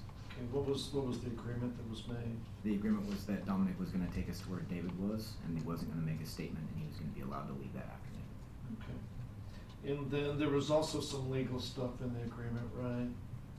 Yeah, but I don't remember exactly what the legal arrangements were between the attorneys. Yeah, that it would, if he took you to David's body, it could be a mitigator sentence. Oh, yes, absolutely. And who was his attorney? Jean-Marc Peterson with Denali Law. All right. And did you take this proposal seriously as far as jumping on it? Absolutely. Okay. And then tell us the logistics of this. So one vehicle, few vehicles. Sure. So Dominic, with his attorney, was already at the Tripper Post where I was in Palmer. His attorney had his own vehicle. Obviously, he drove it himself there. I invited you, Mr. Kalachek, to join me in my vehicle, and Dominic rode with his attorney in his vehicle, and I rode with DA over behind Dominic in my vehicle. So we're in two separate vehicles, and the agreement was he was going to lead us to where David was. Now, what I want to do is I want to use State's Exhibit, proposed Exhibit number 71, when I ask you the questions about where this took you. And for Mr. Provost, that's the Hilo video. So let me ask you about that. The jump drive, State's proposed Exhibit number 71, you saw what's on the jump drive during the break, is that correct? Yes. Is this something that you requested to be done? Yes. Okay. And are there 3 segments in this video? Yes, there are. I just want to focus on the first one for now. What is the first segment of this video? So this is an aerial video from 780 SD Drive in Palmer, which is Eric Allmendinger's residence, where the trailer was located, and where we now know the scene of David Grunwald's assault was and where it started. Following the path that we learned they took to mile 7.3 Kinnick River Road in the Butte to kill David. Okay. Now, as far as paths taken, I would like to use this to have you describe the path you took with Dominic Johnson and his attorney on Friday, December 2nd, 2016. Do you think that it would serve that purpose also? Yes, I do. Now, this particular video, now, let me ask you, strike that, on December 2nd, did you start at the Palmer Trooper Post? We did. Now, this particular segment, where does that start? It starts at Eric Allmendinger's house, 780 SD. All right. But nonetheless, does it eventually end up on the Old Glen Highway, going over the Matanuska River, and then to the same location? Yes. So I would move for the admission. Let me ask you about the other ones. The other two segments, what's the second segment of the video? Second segment should be a flight as the crow flies from 7.3 Connect River Road to Devin Peterson's house on K Lake Road, which was out in the Big Lake, western Wasilla area. That one didn't take the path that they drove. I just took, as the helicopter could fly, it went straight to Devin Peterson's house. And then the third segment is going from Devin Peterson's house to where the Bronco was burned, again, as the crow flies, not necessarily following the actual path. Do you feel that these segments on this video would give the jury an appreciation for the topography and the roads in those areas? Yes. And just to be clear, that video was not taken on December 2nd. It was taken later. Correct. I think it was in the spring of 18, if I remember correctly. All right. 2018. Now, as far as you, were there any appreciable differences in the roads or topography? I think there might have been some road construction differences, but none of the roads changed paths. They're still as they were that day. All right. And before we go into the video, I want to just set the stage a little bit for this. So what time is it now? Now, I should also back up saying, as far as the agreement that if he took us to David's body, he could use that as a mitigator at sentencing. You're not authorized to make those kind of agreements, right? Because you're not from the prosecution side, is that correct? I don't make any promises. And is that the reason the DA's office was involved in this? Yes. Okay. And what time, by the time all this is ironed out, what time of day are we talking? We left the trooper post around 1:30 in the afternoon, so it was, like I said, 1:30 by the time we hopped in our cars and headed out there, I think. And what time does it get dark in early December? In Palmer, it's by 4 o'clock it's dark, so I'd say 3:15, 3:30. It's starting to get dim in that particular part of the Butte. Pioneer Peak actually precludes the sun from shining into the Butte for a lot of the day, so it's dim to begin with just because of the shade from the mountain.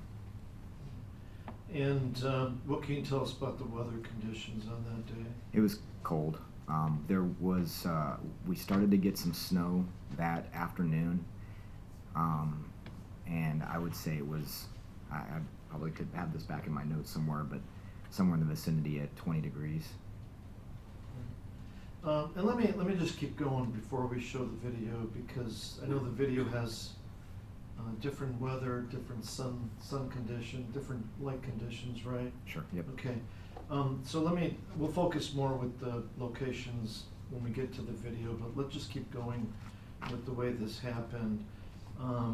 What type of vehicle were you in? 2013 blue Ford Explorer, unmarked. And what type of vehicle was Dominic Johnson in?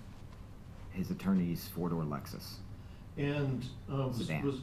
Okay. It was a sedan, sorry. All right. And was he dressed to be out and about in the weather or not? Dominic? Yeah. No, I think he had a hoodie on and some jeans. Now, so take us through this. You leave the trooper post. Where do you drive to? So and who's leading and who's following? Sure. So John Mark Peterson, Dominic's attorney at the time, is driving his vehicle, John Mark's vehicle. Dominic's in the passenger seat, giving guidance, obviously, to his attorney. We pull out of the trooper post, and we take a right on Valley, or head north on Valley, which is just a short road till we get to the Old Glen Highway. Valley intersects with the Old Glen, and we take a right on the Old Glen Highway heading into the Butte. It's just another mile or so before we go over the first bridge, the Matanuska River Bridge. and then you're technically in the butte.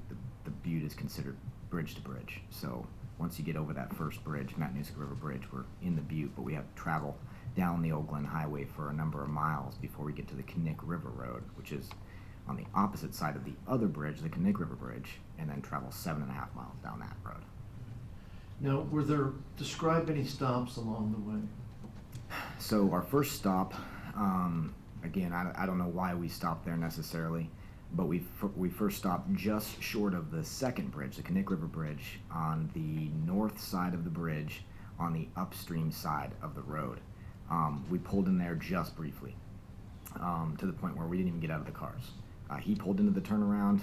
There's just a little space off the road to kind of lead to a recreational area.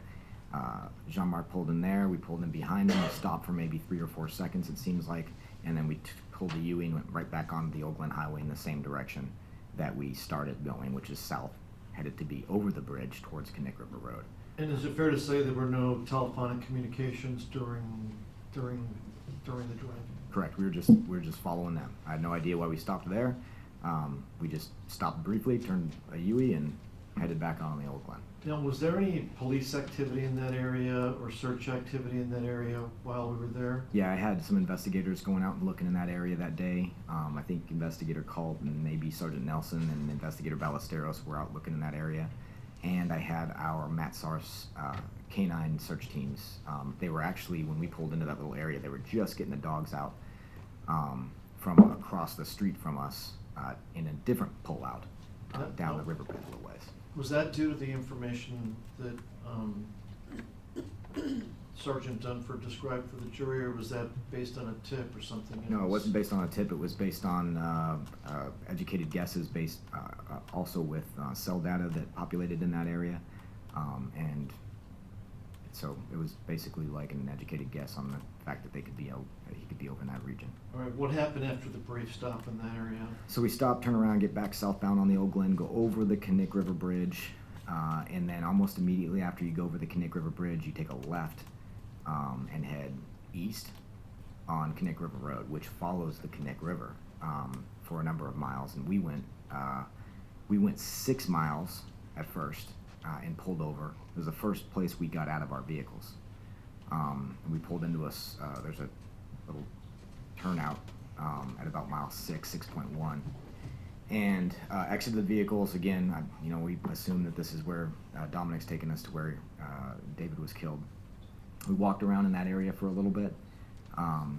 Dominic was making some statements to himself, basically talking to himself that I could overhear, but they weren't like statements to us necessarily. Essentially, he was saying, I feel like this is too close to the river, this is too far from the river, I don't remember seeing that. Those sorts of statements that led us to believe maybe we weren't in the right spot, but nonetheless. But did everybody get out of the car at that point? Yeah, all 4 of us got out of the vehicles, and we walked around, we followed them. I mean, we followed them for, I don't know how long we followed them, 10 minutes or so at least into the woods. And describe the terrain at that point. So, Knik River Road, when you're traveling outbound away from the Old Glen Highway, has the river on one side. That's a pretty obvious geographical feature. It winds away from and next to Knik River Road, the road itself, and then you got the mountain on the other side. It's pretty sheer all the way up to the top of Pioneer Peak. Where the river goes away from the road, there's woods. It's just like woods anywhere else. Swamp spruce, alders, birch, swamp. So we were out kind of walking in just the raw terrain that's in between the road itself and the river. Was there snow on the ground? It was. How much snow was on the ground? A couple inches, not a whole lot. We didn't have a ton of snow that year, which was helpful in our search, but it was snowing while we were out there. And were there any other things like dogs employed during this search, or was it just Dominic Johnson? No, it was just us 4. Just us 4 out there on foot, being guided by Dominic.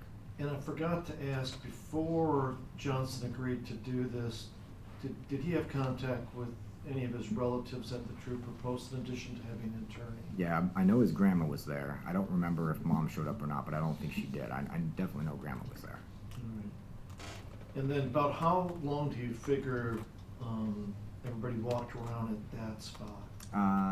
No more than 10 or 15 minutes. And what happened after that?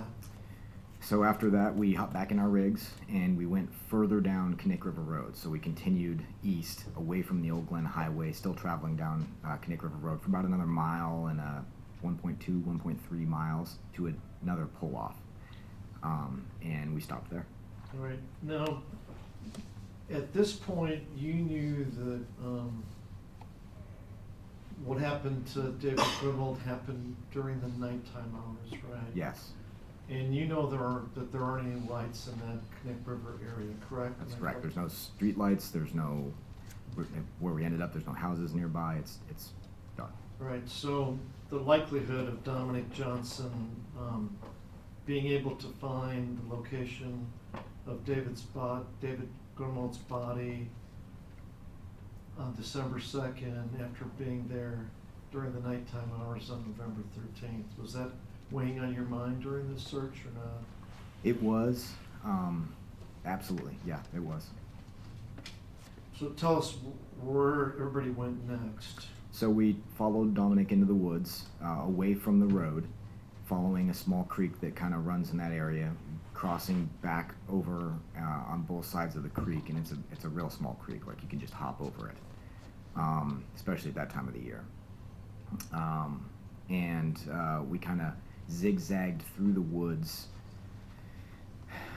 for at least, I feel like at least 30 minutes, could have been a little bit longer, essentially following him on a path that just kind of winded back and forth, and no real, there wasn't any real like a trail or anything to follow. We were just walking through the woods, through the alders, through the swamp spruce, and that Now, sort of stuff. were there times when people split off?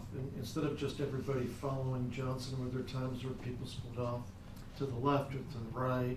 When we were searching it had been a little while. Like I said, I think I remember it being 30, maybe it could have been even 40 minutes of walking around. It felt like a lot longer than it should have taken for me to be happy with, like, we're looking in the right area. So I split off from the group in an effort to try to find David in this area that we had already walked, kind of zigzagged all over the place, crossing our own paths a couple of times, with the educated assumption that this was going to be further from the road than where we were, further from Connect River Road than where we had been previously searching. Okay. And describe what happened next. After breaking off from the group and traveling roughly 20 yards from the group further into the wood line, I stepped over a downed, probably was a tree at some point, but it was just kind of a dirt mound now. And as soon as I stepped over that mound of dirt, on the other side of it, I found David's body. Now, how obvious was David's body? You weren't going to be able to see it from an airplane, but it was obvious to me at the time. Because you were, what, 1 foot away from it, right? But I'm saying, like, let's say somebody was 10 yards, was walking through the woods and was 10 yards away from it. Was it obvious or No, not? if you weren't on the other side of that downed tree or stump or whatever that was, there was a geographical feature that precluded you from seeing from the other side north of that little dirt mound. And it was larger than David was when David was lying on his back. So you couldn't have seen him if you weren't on the other side of that mound, you weren't going to see him. Additionally, it was just a very small clearing, and there was alders and spruce all around, so if you were outside of that clearing, you weren't going to see him either. Okay. So, what I guess I'm asking, would it have been easy to overlook it if you were a distance away from it? Oh, absolutely. And in terms of the search, you already said it wasn't a scientific grid search or anything of that nature.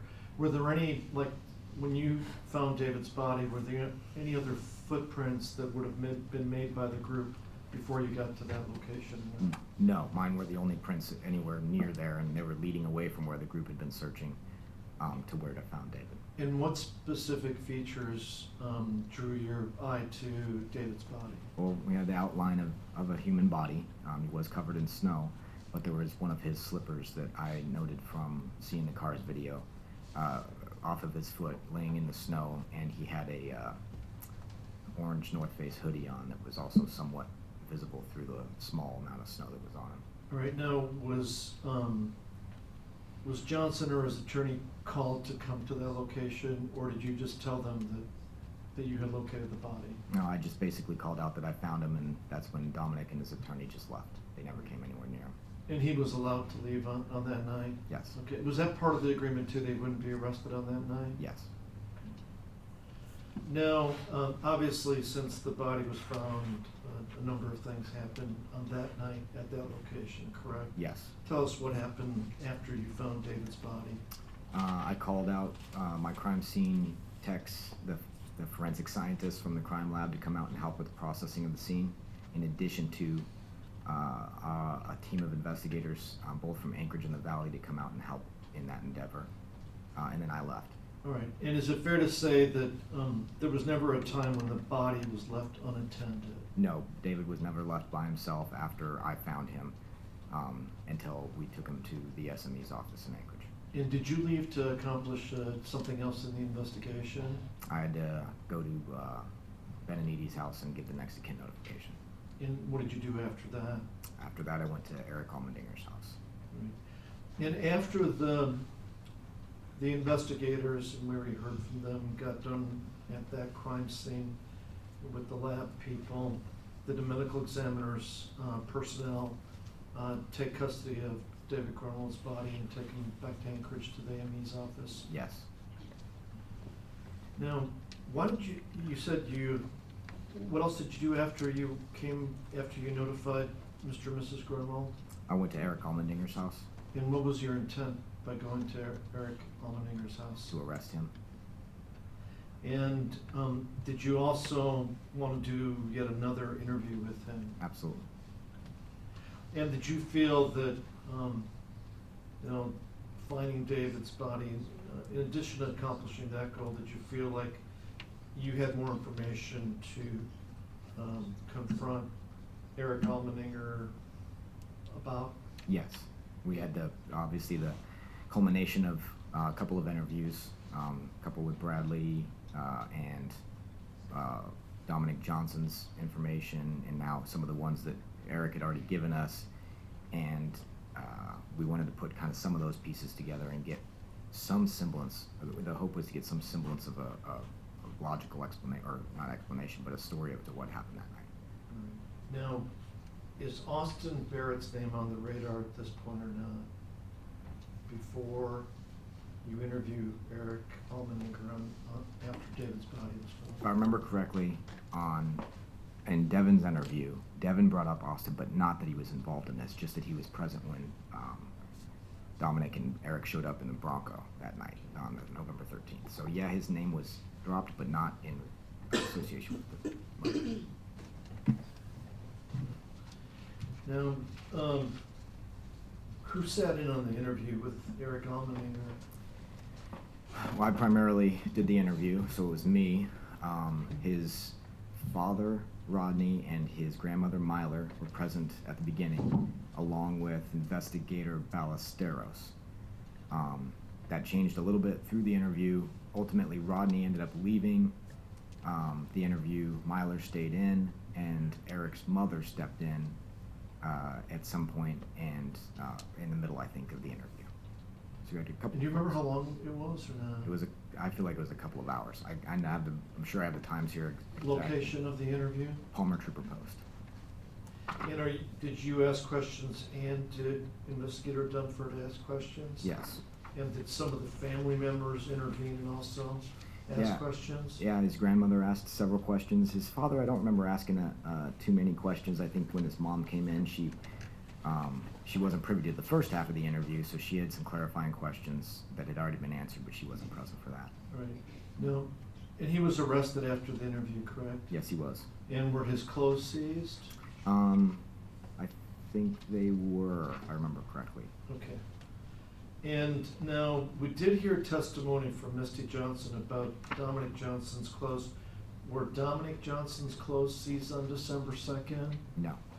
I want to ask you a question about Dominic Johnson and his activities on the 2nd before you found David Grunwald's body. When you found David Grunwald's body, you testified it was covered with snow, is that correct? Yeah, not completely covered. I mean, it was, like I said, you weren't going to be able to see it from the air because it was just white, but there were parts of him that didn't have as much snow on it as other parts. And it was lightly snowing, but it wasn't like there was a foot of snow on the ground. You could definitely tell it was somebody. So is there any possible way that David Grunwald's blood could have gotten onto the clothes that Dominic Johnson was wearing on December 2nd? No way. Did he get anywhere near the vicinity, anywhere near David Grunwald's body? I don't remember him coming within, I don't know how many yards he came within, but he wasn't anywhere near where he could have gotten any type of trace evidence on him from David that day. All right. At this point, I'd like to move for the admission of 71. Any objection? I have a partial objection, if I could put on the record at the bench. Okay, come on up.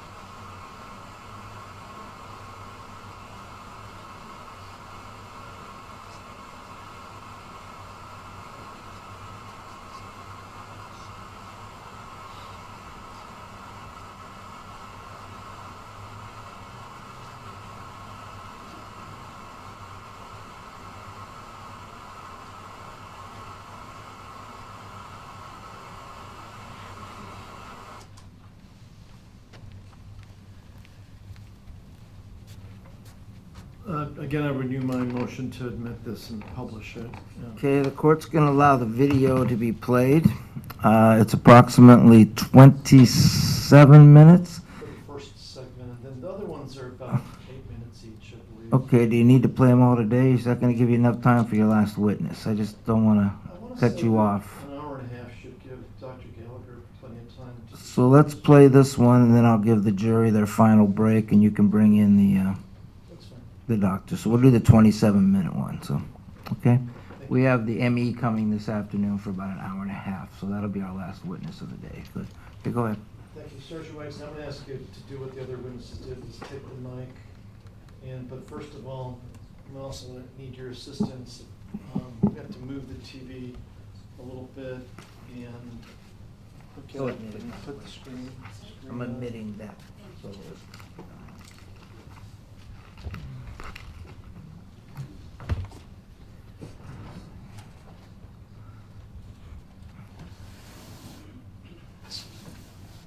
And actually, we have a little bit of cord, like if we can have a little bit of cord, I can stand here and use this microphone.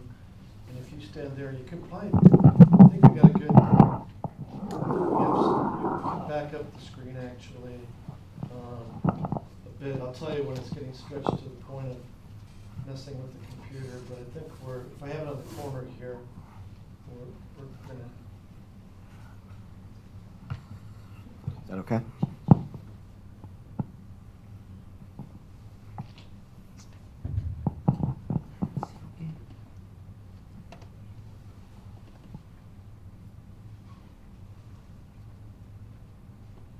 okay, miss? I have it playing here, but it's, try this again, 'cause the screen still reads my page. Let me go back here and see if we can start again.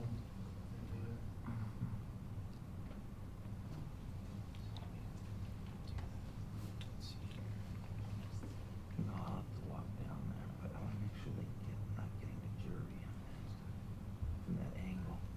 We have to slide it out a little farther. I mean, for the jury, but that's from the jury. No, I had that on this one. That's the Let's do angle. this. Let's see if we go back to the beginning, let's see if it does. Hmm?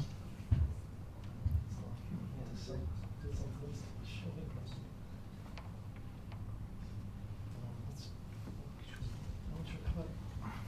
How about shutting the screen off and shutting it back on, see if it recognizes the, maybe it's the connection in the back of the TV is another possibility.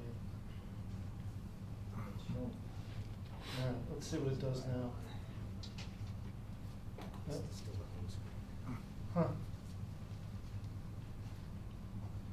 Well, do you want to take a recess now and then bring in the It's a ME first. and go from there? Yeah, it's the first, Judge, we haven't had this happen yet where the screen somehow remembers something that was on it in the past instead of what's on it right now.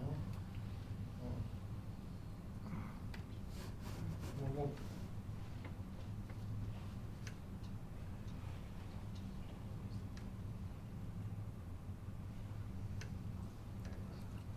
It's still, I don't think it's still on the wrong. It shows something we don't see.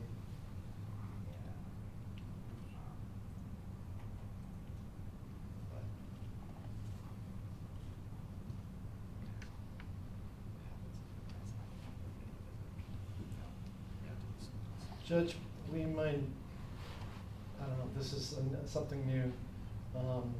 We might have to mess around with it for a couple of minutes. Does the jury want to take their last break now, or do you guys Let's- want to wait a few minutes, see if they can get to play? Yeah, I mean, we're just kind of shooting in the dark here because it hasn't done this before. It's been perfectly behaved. And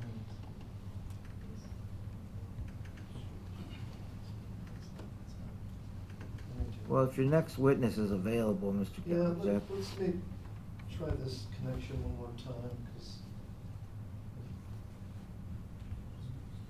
what we might need is, there's been a gentleman from the court Mm-hmm. on the technical side of that instead of this. And it seems to be not the computer, but the TV at this point. Yeah, we can shut it, we can try to shut it down. Somebody had a good idea there. Let's try to shut her down completely and see if. Reboot everything. See if it works. You wanna see if George is around? Yeah. If it doesn't work this time, Judge, we'll ask for a couple of minutes, but if it, see if it comes up blue, we're good.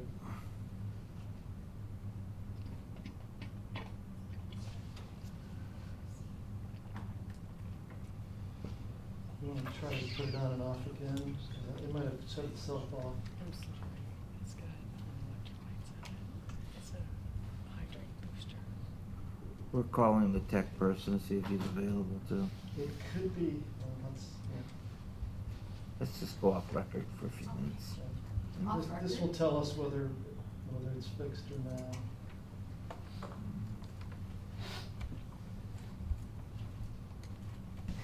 And then the trailer, so driveway, SD, and the trailer was located just behind the residence right here in the backyard, and you can kind of get there by driving around the back there. And do you remember where Kyle Pratt's house property is in relation to this? I don't. You don't, okay. All right, should I go on? Continue. So I'm basically at Eric Allmendinger's driveway there, and I'm going to come out here and take a left down this main thoroughfare and travel down that road, Helen Road, to almost the end.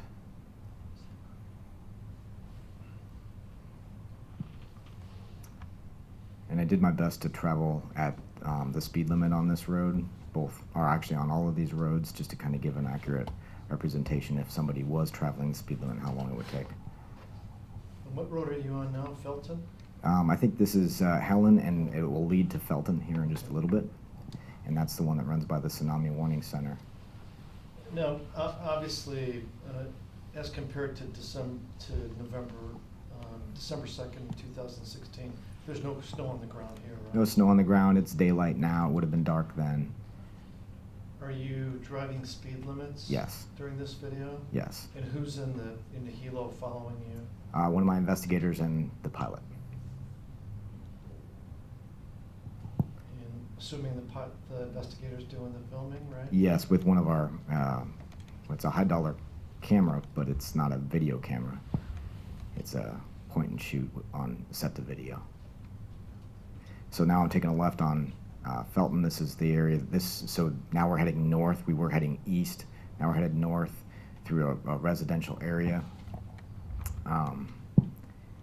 And we're going to pop out on the Palmer-Wasilla Highway right after the Tsunami Warning Center. There's a four-way stop there.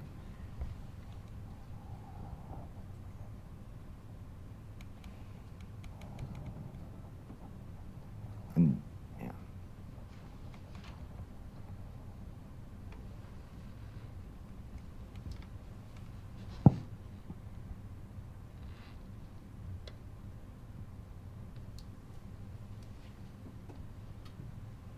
And you say this road hasn't changed from November of 2016 as far Yeah, as the configuration of the No, road? the road hasn't changed at all.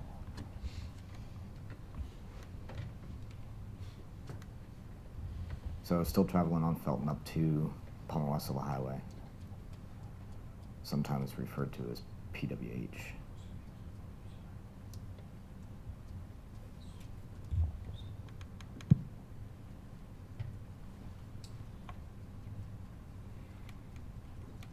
Ooh, one more stop.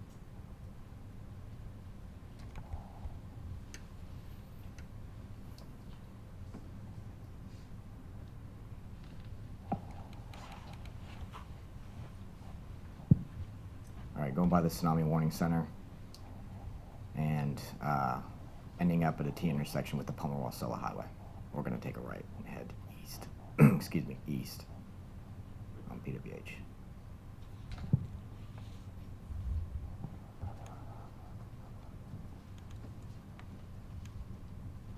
Is this fairly normal traffic? For that time of the day, yeah. Was this what, afternoon? It's the afternoon hours, like 2 or 3 in the afternoon, if I remember correctly.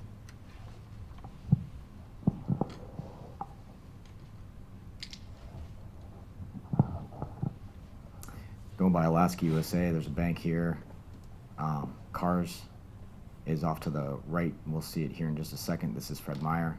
This is, well, this wasn't there at the time. That's the new Taco Bell that's been built. But that wasn't there, but Cars was, and Cars is off to our right here.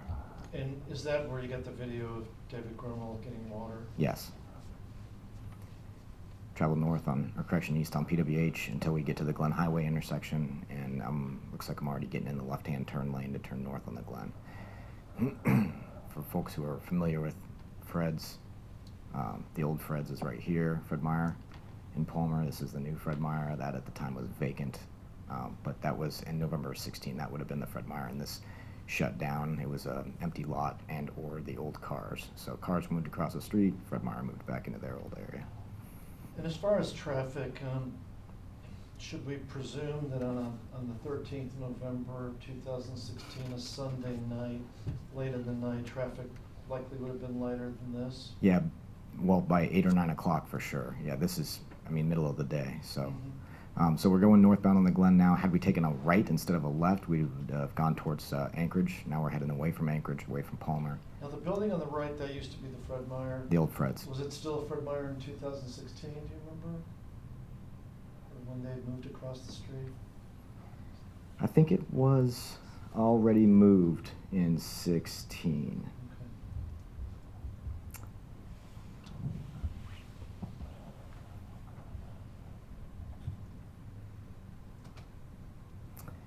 Still traveling north on the Glen Highway, getting ready to take a right on the, well, it's called Arctic right here. And it's got like this road's got 5 different names, but where we're getting ready to turn right onto is Arctic. And the light posts, I mean, the lights were operable in 2016 on this roadway? Yes. When it's dark, that is. Yeah, right. It's Fred Meyer gas station, Arctic Boulevard, kind of a main entrance into Palmer besides Evergreen, which we already went by. Got a stoplight here, and we're gonna kind of lose me for a little bit. Now, where's the Valley Hotel? Down this road right here, just about a quarter mile down the road on the right. It's kind of, it'll be down here. Okay. We're gonna lose me for a little bit because I had to stop for the stoplight. And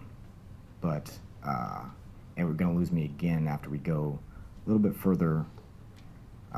We call it south on the Old Glen, but it's really not south. It's east and then south. No, so this is Palmer proper, or close to downtown Palmer? This is basically downtown Palmer, for lack of a better term. I guess Where's most. the trooper post in relation to the Napa? So this is Valley right here. Our trooper post is located just a little bit south right here on Valley. So when we left, when Dominic Johnson led us out, we came out just like this black car is heading out right here, and then we turned right on the Old Glen Highway that day. But this is taking the path that they took with David the night that he was killed. And the trooper post in relation to the courthouse? 1 block away, In relation to the DA's office? which is connected to the courthouse 1 block away.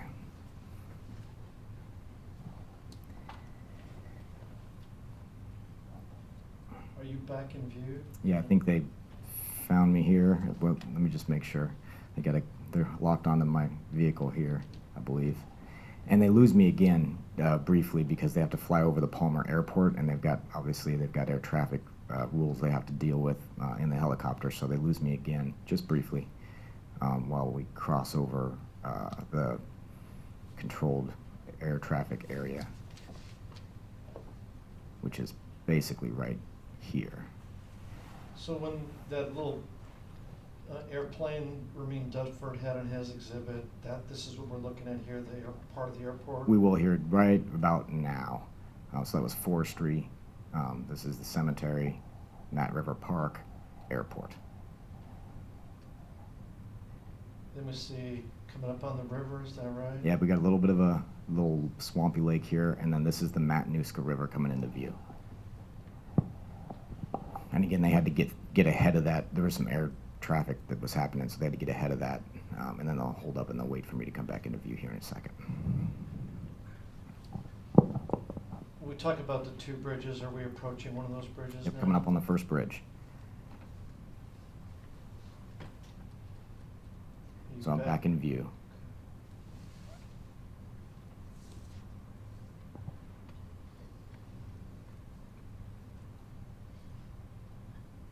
Well, this is still a fairly populated area that you're driving through. Yeah, so the Butte, which is still Palmer, but we call it the Butte, which we're now in because we've crossed over the first bridge.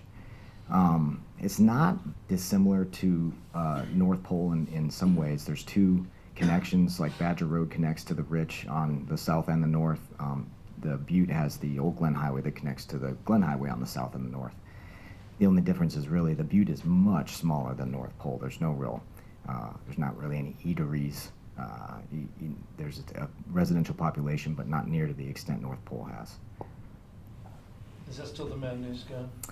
Yeah, we're following the Matt River right now. I think this is, sorry, I was talking there for a second. I think we've got Clark Wolverine coming up on our left here, if I remember correctly.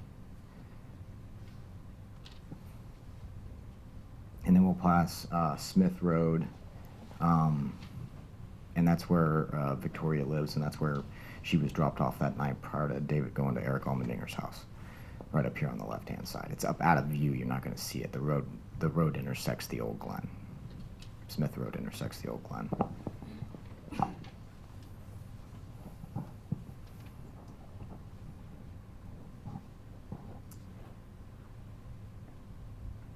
So I think this is Smith we're coming up on right now, if I remember correctly. And that would have been the way to go back to Victoria's dad's house, not her mom's house. No, there was mention of Coal Hills. Is that a totally different area? It is. So the Coal Hills are in Sutton, and Sutton is about where we took a right on the Old Glen Highway, or Arctic at that time. You would have had to have gone straight through that intersection north, still continuing north on the Old Glen Highway, about another 15 miles from there to get to Jonesville Mine Road in Sutton, and that's the quote-unquote Coal Hills. So we're still traveling now south on the Old Glen Highway. Matanuska River is still following the Old Glen at this point, and it starts to kind of veer out away from the Old Glen when we get closer to Bodenberg Loop. And then it kind of intersects with the Knick River downstream of the bridge. And what's the speed limit on Old Glen at this point? 55. Coming up on, this looks like Maud Road on our left-hand side, another larger road that leads back to residential area, and some hiking back in that area. So we've now passed Smith, we just went past Maud, and the next real big intersection is going to be Bodenberg Loop in the Old Glen.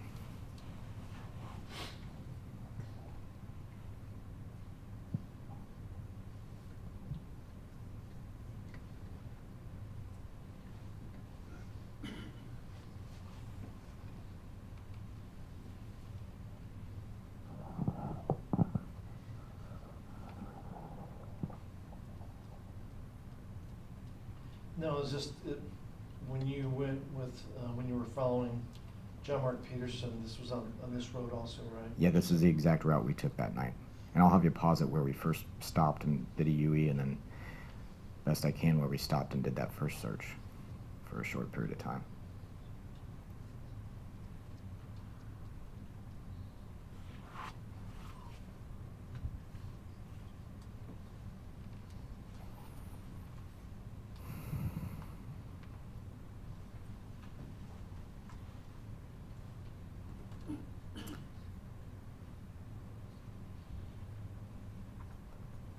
We're getting ready to fly over the actual Butte, the hill that that little area was named after here. It's going to be right underneath the helicopter here.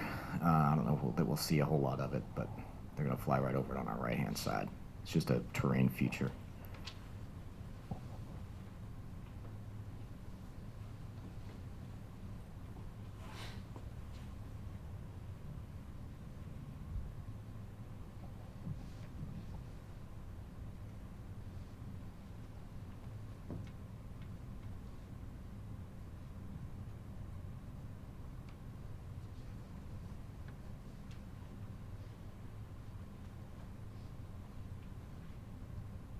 still quite a few homes in this area? There are, and we have some of these roads that kind of shoot off the old Glen, but most of the residential areas closer to the old Glen Highway, because as we get further away from the old Glen here, the terrain gets pretty steep. We get into the Matanuska Peak area.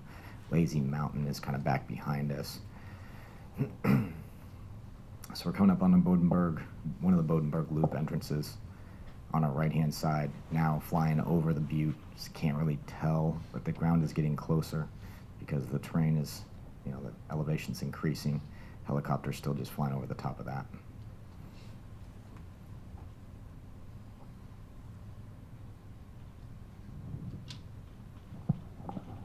So that was the tip of the butte? That was kind of like the northeast side of the butte, and the majority of the rest of the butte is now kind of directly underneath the helicopter. We're out of view.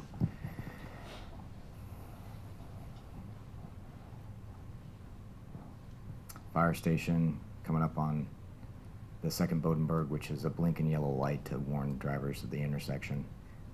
Folks on the Old Glen Highway get to drive right through at the blinking yellow, and folks on the intersection here have to stop. So we just continue on through. And when you were following John Mark Peterson, there was no stopping on any of the stretch of road that we've seen thus far? None of this had a stop in it, that's correct. We're getting ready to go through a couple of S-turns, and they'll lead us to our first stop of the day. And this is all mixed-use, residential, commercial. Back here you saw there was a equipment rental place. We've got some houses interspersed.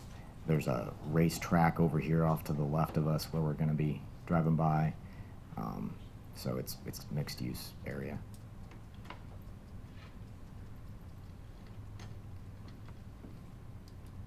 Looks like McKechnie Loop. That's one end of the loop, and then the other end of the loop coming out right here. It's just a small residential area there. Now, I think there was some mention of the Jim Creek area in some of the interviews. Where would the Jim Creek area be in relation to this? For the most part, folks consider Jim Creek to be down Sullivan Road.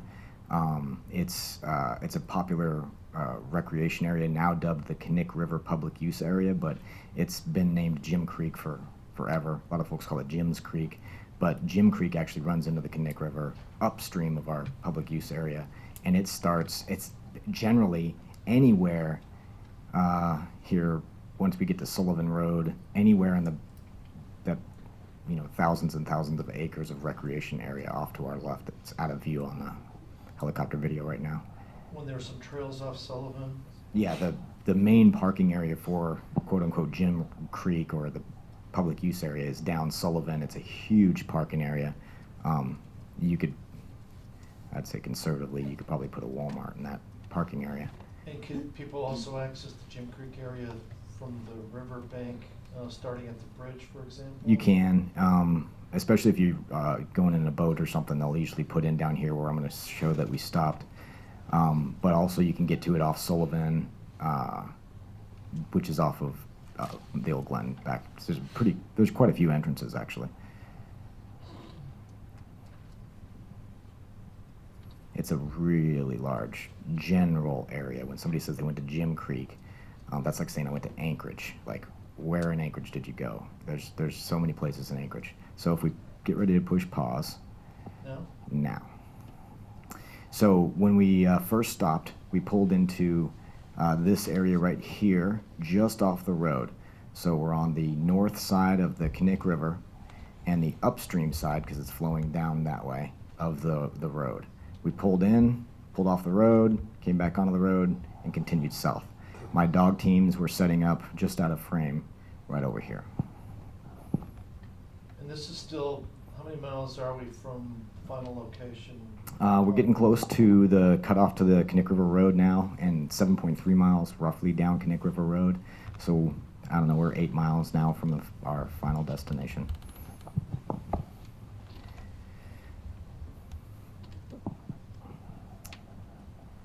So the road just... Are there two bridges? Yeah, the road veers off for the old bridge, which you can still walk on. You can't drive on anymore, but you can still walk it. It's the old covered bridge here that goes all the way across the Knik. And then you've also obviously got the newer bridge, the one I'm driving on down here. Here's Knik River Road. Pardon the, it's got some bumpy air there. We're going to take a left on Knik River Road, and then you're going to lose me for a second because the helo has to change sides. They're going to fly down the river side, and I'm going to drive on the mountain side.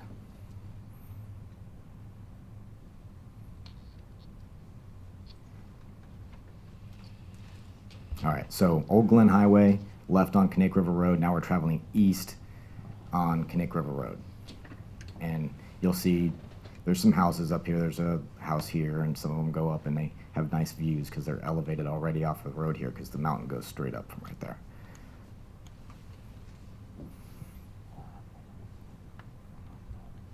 Now, are there any streetlights? Now, we saw the streetlights on the Glen.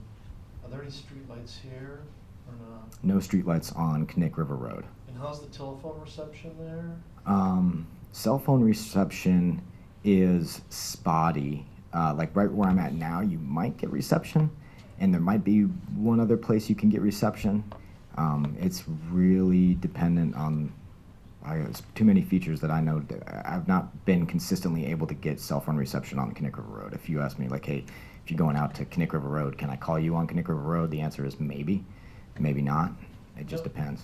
Okay. And on this, in this area, are houses evenly dispersed on the right and left, or predominantly on the right? Or what can you tell us about that? I suppose if you do, did the math on it, there are more houses on the right than there are on the left. The left is the riverside. And so there's less real estate between Knik River Road and the river here. More wet ground on the left side? There's more dry ground here on the left. I'm sorry, there's less dry ground here because of the river. So like right here, I look like we're going by a little feature we call Man-Made Lake. It's just a little recreating area. But nonetheless, the mountain goes straight up there, and the river kind of winds closer and further from Knik River Road. So you get some houses over here on the left,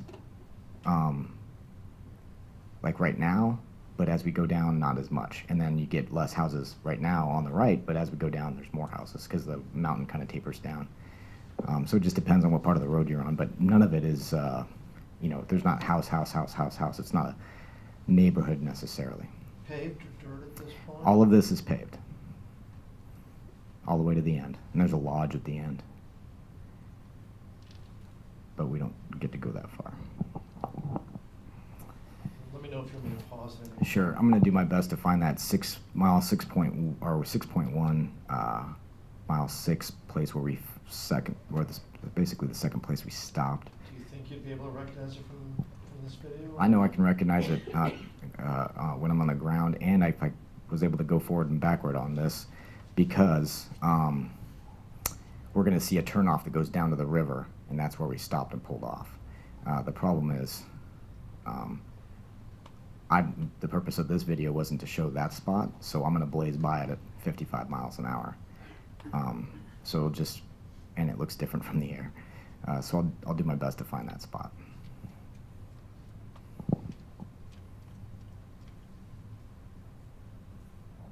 It's going to be a minute or two.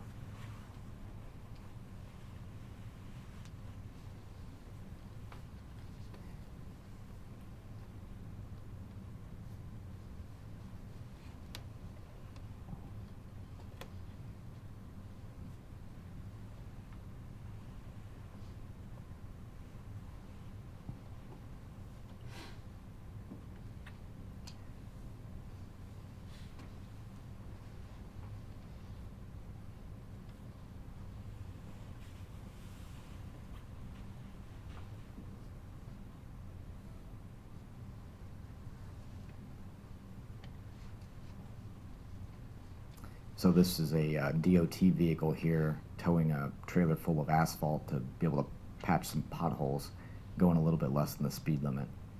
And here in a minute I end up passing them, just waiting for a safer area to pass them. But so right after I pass them, I believe we end up at that first pull-off.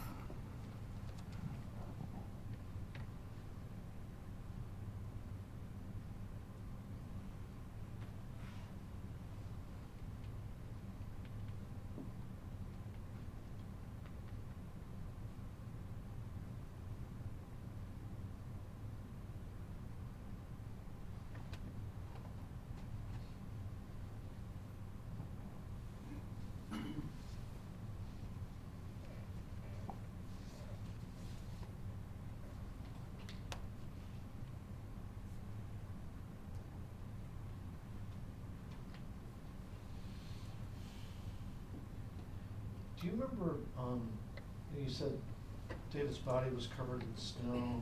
Do you remember when that snow fell? Like when, I know you were taking part in the search efforts, but do you remember, was there snow the whole time between the 13th and the 2nd? Or had it fallen, or do you not recall? It fell during this investigation closer to December 2nd, and it was just very lightly snowing on December 2nd when we were out there. So coming around the bend, we should have a scenic overlook over on the left-hand side, and then we have the pull off to where we went.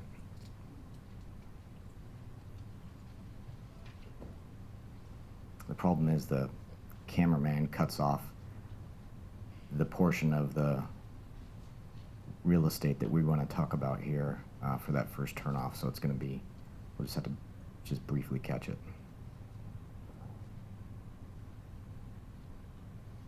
I might just have you say, without stopping, I might just have you point to it if you see. Yeah, I'll do my best. Because I don't want, nothing was found there, so I don't want to spend a lot Correct. of time on it.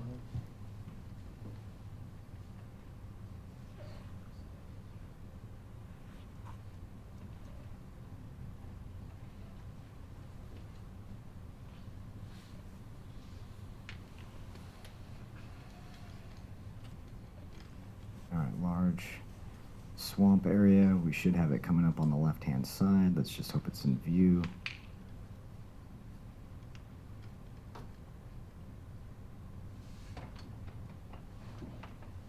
I think that's it right there. Just barely see it. And we stopped there just to look around that area right there, just briefly, a couple of minutes.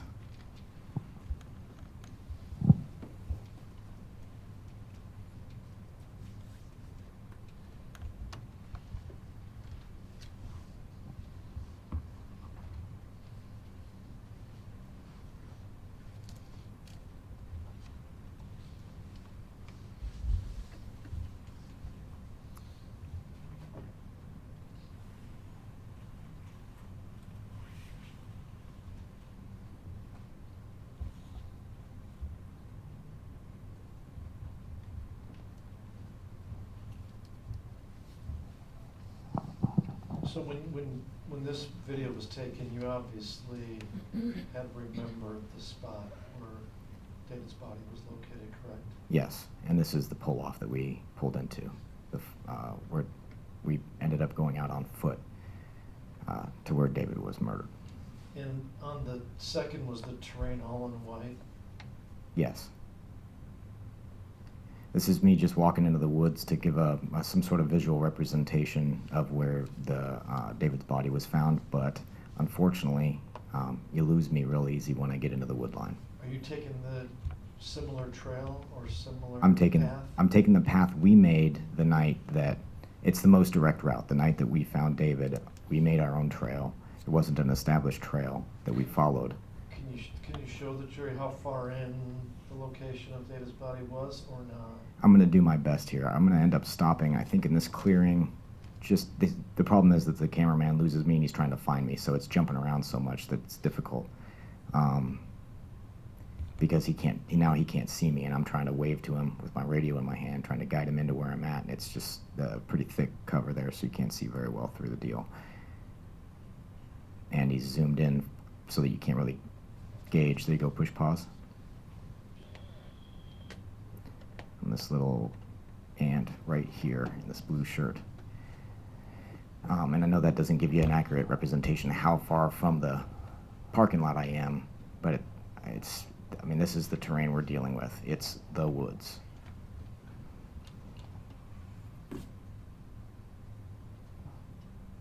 You can just barely kind of catch glimpses of me as they circle. I'm right in this region here. I think you see just a little bit of a blue blip there. Okay, thank you.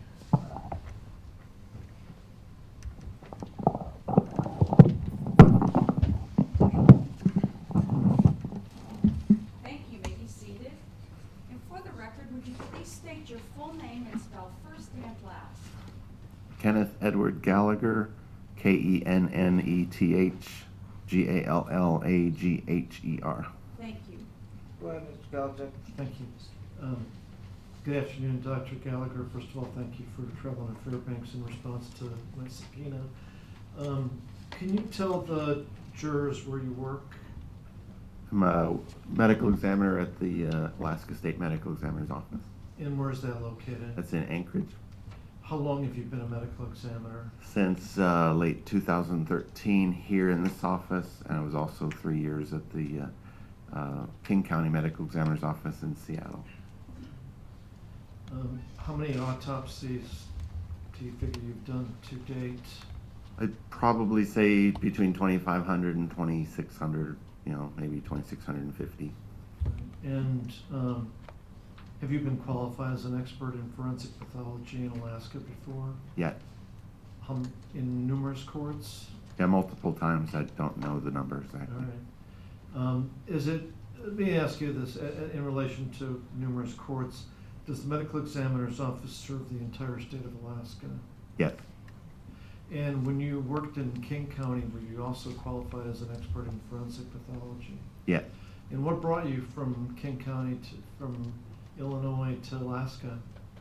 Well, Seattle, Washington. But I went to medical school at Ohio State University, and I did my various areas of residency training in Indiana and Ohio, and then I did forensic pathology fellowship subspecialty training in Hennepin County in Minnesota, Minneapolis, and then after spending a few years, 4 years in general practice of pathology in Marion, Indiana, where I also did forensic work for the coroner in Marion, Indiana. Then I went to Seattle as a medical examiner for 3 years there, and then just moved from that job to this job. Oh, sorry, you said King County, not Cook County. Yeah, King County. Yeah, right, okay, sorry So I about was that. Seattle, and then from Seattle moved up to here and just changing the office. So been here since December 2013. Okay. Now, also, can you just tell the jurors what is forensic pathology?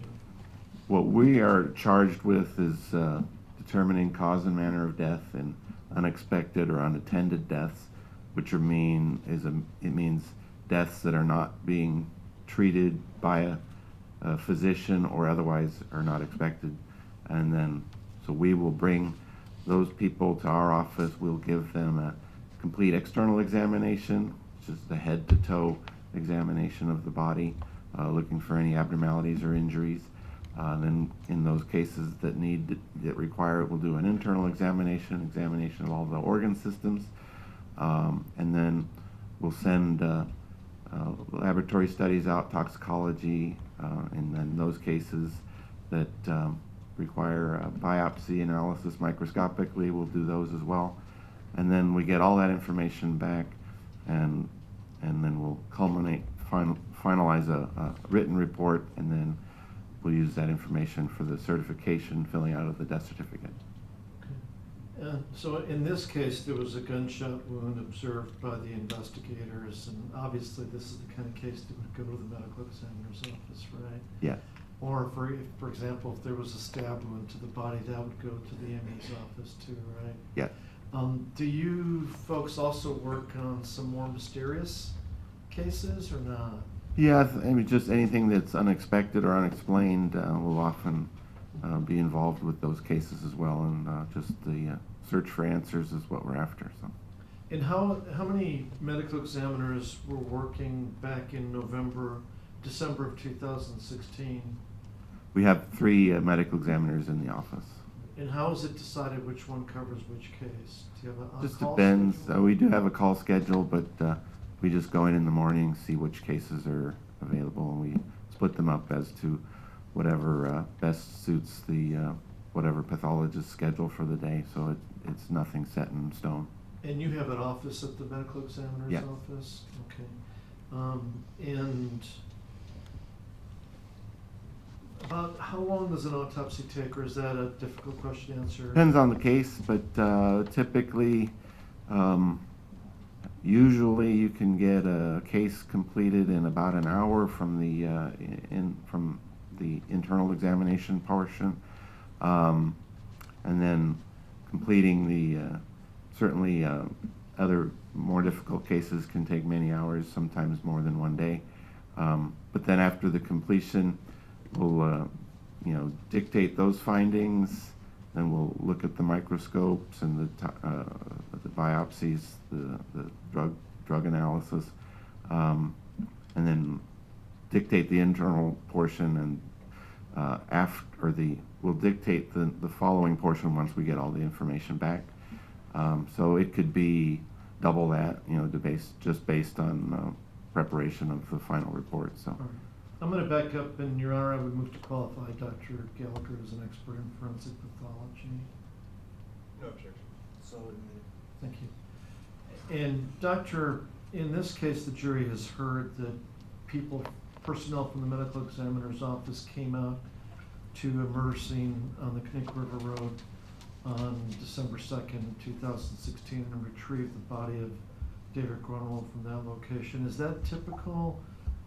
Does the medical examiner's office always get the body, or does it depend on location?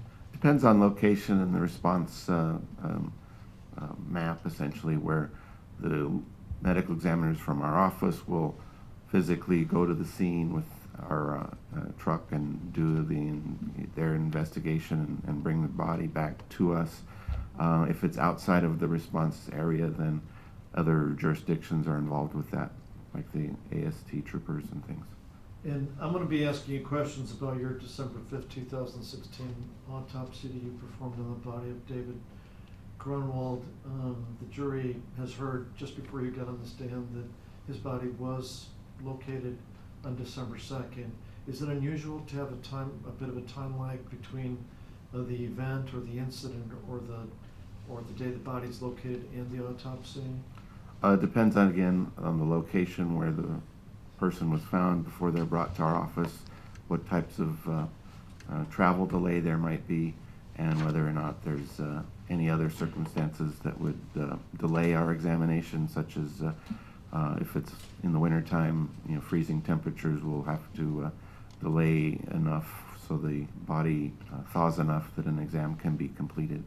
And a number of autopsies to be done, could that also Sometimes, be a factor? Sometimes if there's many cases in one day, we will prioritize those and select a good day to hold over a case if it needs to be held over. But what I'm getting at, it's a 2-day time lag. That wouldn't be unusual, would it? No, not really. I don't know what day the second was versus what day the fifth was. Friday. Like we have the map. Actually, we have the map right there to help witnesses. So second So- was a Friday, and you performed the autopsy on the Monday. That's the standard for our office. We don't perform autopsies on Saturday or Sunday, so that's falling right into the weekend schedule. So that it's a case that would have been done on Monday anyway. Tell me a little bit about the location of the autopsy. Like which room within the medical examiner's office are the autopsies conducted in? We have 2 rooms. One of them is a larger room, holds 4 stations. We can do 4 cases there. We have a smaller room that's 2 stations that's on the other side of the garage that is held mostly for cases that are more advanced stages of decomposition that we want to keep more separate from the building. But I believe this case was done in the larger of the 2 rooms. And who typically is in attendance in addition to the doctor that's doing the autopsy? Well, we'll have, we have the autopsy technicians that are in the office, and so they variably assist in the processing, photographs, and clothing, and writing things down as the information is taken from the initial processing. So we have 4 4 autopsy technicians in the office. And so is it correct to understand that the ME's office is taking photos and the troopers in attendance will be taking photos also? Yeah, Is there a bit of usually overlap? there is some overlap depending on jurisdictions, and not every case the police or troopers will attend, but in those cases they do attend. They generally also take some photographs. And are you dictating stuff during is it like an operation where where you're doing dictation simultaneously or not? I dictate on the, as I'm going through the external examination. Not every doctor does that, but there are two of us at the office now. We dictate as we're doing the external examination, and then one of the other doctors will draw things out essentially as notes and then dictate once they're back in the office. And you saw the photographs during the break that we intend to show in this examination, direct examination, correct? Yes. All right, and you've seen that the state's elected not to show any photos of David Grunwald's face or any photos of the inside of his body or his brain. Do you feel like we can accomplish the goals here to notify, for you to tell the jury what the cause of death and manner of death was without getting into those other kind of photos that we don't have, Mark? Yes, we can. Okay. Let's start out with turning your attention to your autopsy here. December 5th, 2016 at 9 o'clock in the morning. First of all, can you tell us, what do you remember as far as the physical features, as far as height and weight? Is that usually documented Yeah, prior to autopsy? that's part of our report, and we had listed his height and weight as 149 pounds and 70 inches in length. So. And the clothing, is it also described in the autopsy typically? Yeah, clothing, I dictate that as the clothing present with the body or on the body at the time. So that's in the report on page 3 as to what he was wearing, and usually we'll get photographs of those as well as they're brought off of the body, and in these types of cases they're photographed separately on a sheet of paper. And I mentioned, because you do so many autopsies, that when you come to testify in front of a jury, you have to review the report and rely on the report to refresh your recollection. Is that correct? Yes. Okay. In other words, you don't memorize everything in your head about every autopsy you've done in the last 2 or 3 years, right? True, right. Okay.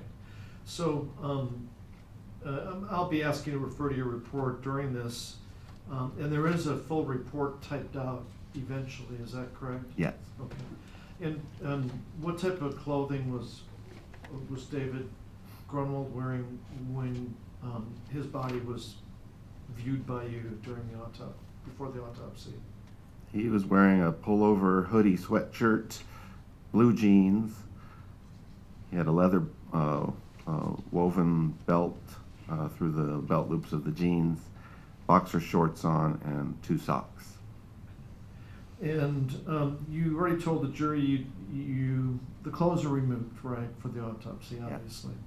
And you said you do an external examination first. Yes.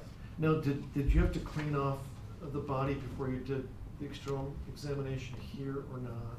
We do an exam before cleaning, and then so we usually take photographs as the body comes in, just to show the general condition, and then we'll clean, and then re-examine and re-photograph after cleaning. And as far as what you're doing, I'm assuming you were the boss of the operation. When you do an autopsy, you were the lead person in the autopsy, is that right? Yes. Okay, and you're giving, there could be situations where you're giving direction to other people Yes. to do certain things, all right. Now, when you make your observations of the outside of the body, I've seen before that, you're looking for whether the person looks like a normal person of that age range, or there's some abnormalities. What can you tell us about David Grunwald as far as whether his body appeared normal for his age and development? Physically speaking, he seemed normal for age and development. Now, from the body, could you tell that he had been out for a while? And the jury already has learned that he was likely out there from the 13th of November to the 2nd of December 2016. Could you see the signs on his body that he had been deceased for a while or had been exposed to the elements? Yeah, he did have some changes, some some whitening of the fingertips, consistent with freezing, and he also had some what we call marbling type changes in areas of skin that, as the body warms up and thaws out, just the beginning stages of decomposition. And when you did your external examination, did you, from what you saw, did you have a good idea on what parts of his body you'd be focusing on during the rest of the autopsy? Yes. Tell us about that. He had some injuries that we could tell just on the extremities, the arms and upper extremities and the lower extremities, just a couple of spots. And he had injuries to his head as well, typically in the scalp All right. region. Okay. And could you tell whether there were different types of injuries, just from the external examination still? Could you tell that the injuries appear to be at different types of injuries or different sets of injuries? Yes, yes. Tell the jury what you saw. From particularly around the scalp, he had some areas that were some abrasions, some lacerations of the scalp. He had a couple other injuries to the scalp, which clearly on palpation showed defects of the skull underlying those particular wounds. So those were consistent with probable gunshot and just blunt force injuries to the head. He had other markings on the arms, mostly bruises. Again, I would call those blunt force injuries of the extremities. So. Now, when you say lacerations, cuts, are those at the... Cuts. Yeah. And the cuts were solely on his head, not on his body?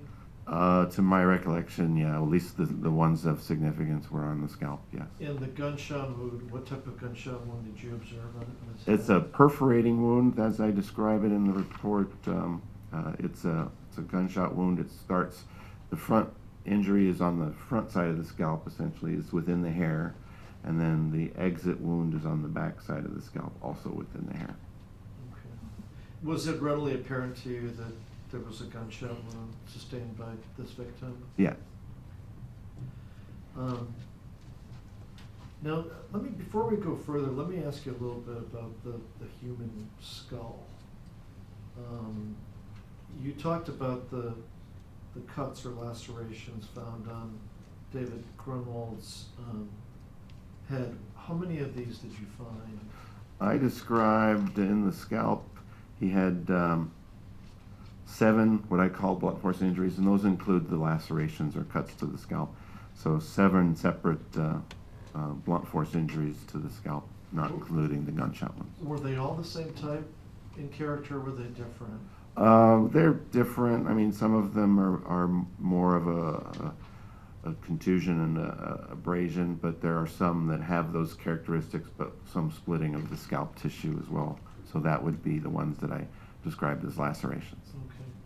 Now, when you saw those lacerations, and I don't know, just from still on the visual exam, could you tell whether they went through the skull or not? By palpation of the scalp, couldn't feel any injury underneath that. And then prior to the internal examination, when we examine the brain itself, we have to expose the underlying brain by an incision in the scalp. And there was no injuries underlying the skull in those particular areas. Now, is that what, when it comes to either being hit on the head with an object, would you expect that there would be some protection afforded to the brain by the human skull? Yeah. And for a person of David's age, 16, is the skull developed to the point where it would be firm and hard, as opposed like to a baby's skull? Yes. Okay. So you were not surprised by the nature of those injuries when you examined them? No. Okay. How about the gunshot wound? Were those injuries of a different nature as it would have affected the skull and the underlying brain? Yeah, there's definitely a palpable defect in the underlying portion of that area where the entrance wound is on the skull, and there's a defect in the back of the skull as the bullet exited. Now, and I know I'm bouncing around, not necessarily following your report, but with the gunshot wound, did you determine, you said you determined the front to be the entrance wound? Yes. Right. And if the body was perfectly straight, was it just straight back? Was there some angle, as it went through the body? I'm not asking you to determine how he was faced, but just if the head was straight, you know, was there some angle to it or not?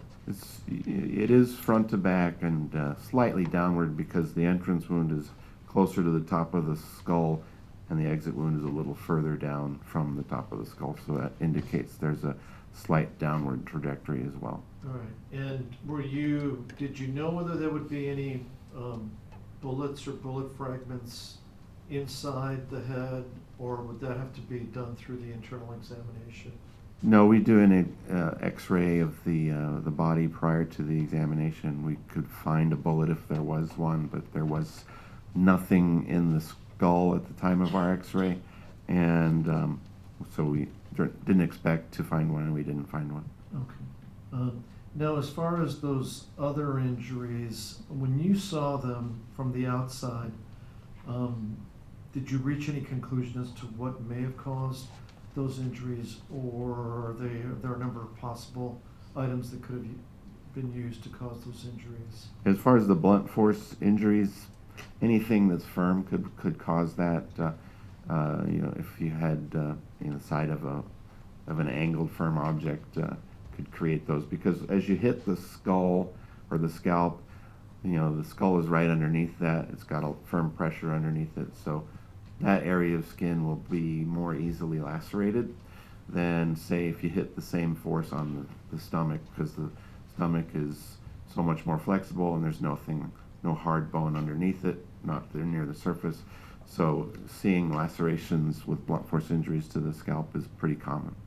And for the scalp to be cut, does it have to be a sharp object, or would a hard object that's not necessarily sharp still be able to cut the scalp? A firm object is all that's necessary, because all it needs to do is get down and compress it against the underlying skull, and that can cause the laceration to occur. All right, let me ask you some questions about the internal examination before we get to the slides and whatnot. The internal examination, anything about and this is going from, let's say, neck down, anything unusual about the inside of David's body when you did the internal examination? No, outside of the description of the head, arms, and extremities, nothing else found in the internal examination was abnormal. All right, and when we're talking about some of the defensive injuries, did any of those, like when you looked at the inside, go down into the muscles or the bones, or were they strictly just bruises and red marks on his arms and hands? Yeah, they look predominantly just to be the bruises of the of the upper extremities and the lower extremities. Okay, so let me focus more on the internal examination of David Grunwald's head. So let's talk about this gunshot wound. Was this gunshot wound significant as to affecting David Grunwald's health and life? Yes. Okay, what can you tell us about your internal observations about what the projectile did to the body? After it went through the scalp and the skull, it went front to back and stayed on the right side of the brain, but essentially went through the entire right hemisphere of the brain and then exited out the back of the skull. So there was what we call a tissue disruption along the wound pathway through the brain, and hemorrhage around the brain from that injury. So without medical intervention, would that have caused his death? Most likely would, yes. How about with medical intervention? Would that have, Still most likely would have caused death. because? The amount of injury to the brain. Now, what did you see you already started talking a little bit about what you saw on the inside. What did you see on the inside, like on the surface of on the scalp or the surface of the skull, relating to the lacerations, the blunt force trauma? What can you tell us about that? Did the injuries penetrate deeply?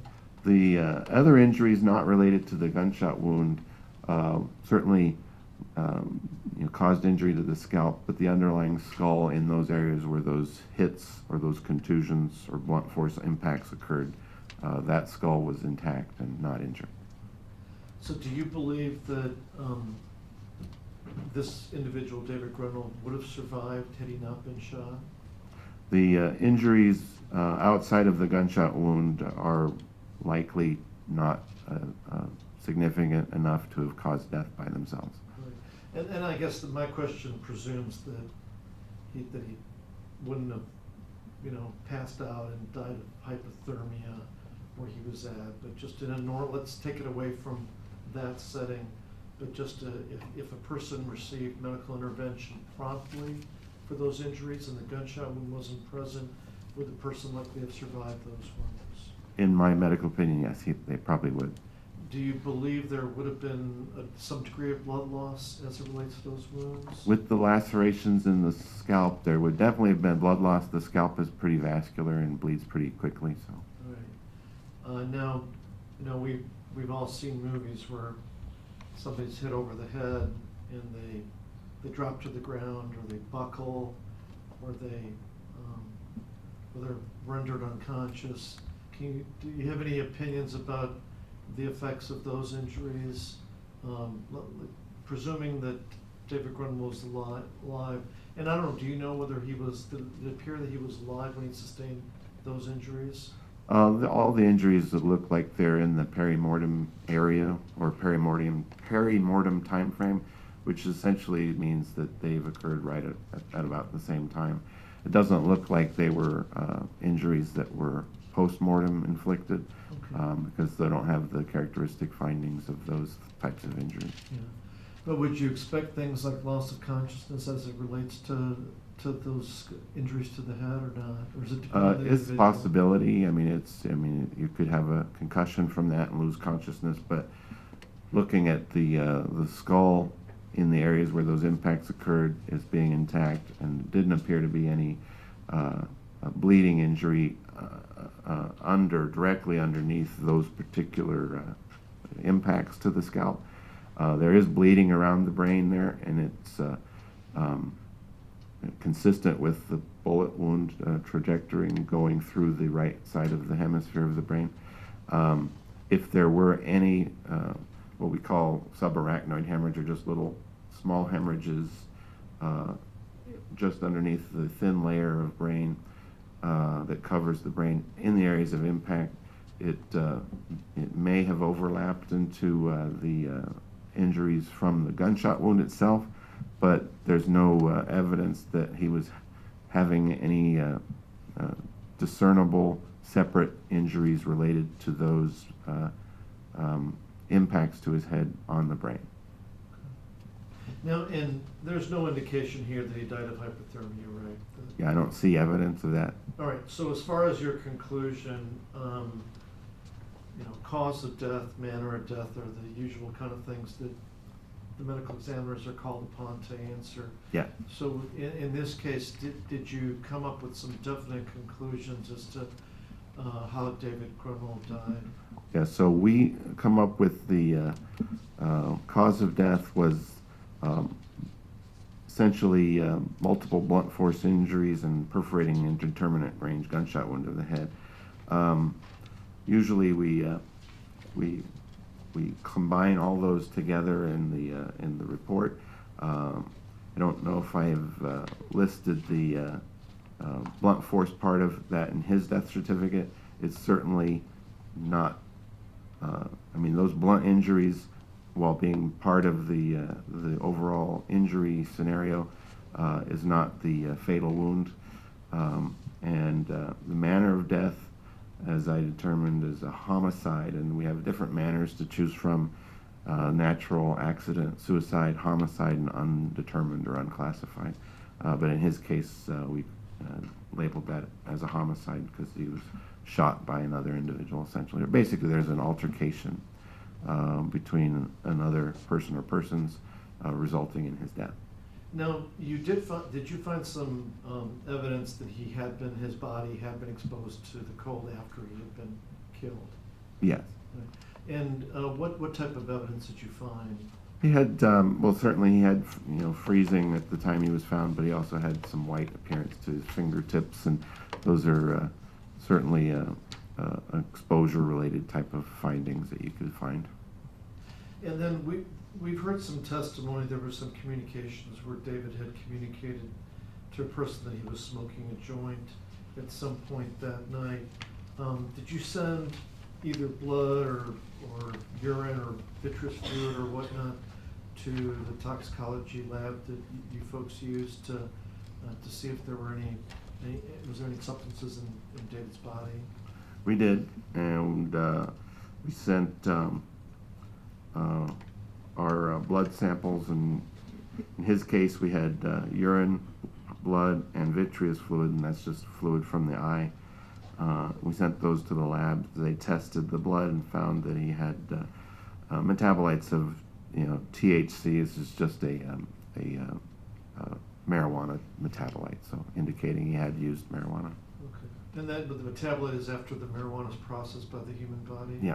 Okay. All right. So would that support the notion that he had used marijuana prior to being killed? Yeah, it supports. Now we covered the arms. Were there any contusions on his legs, and did they relate to this incident, or was it something?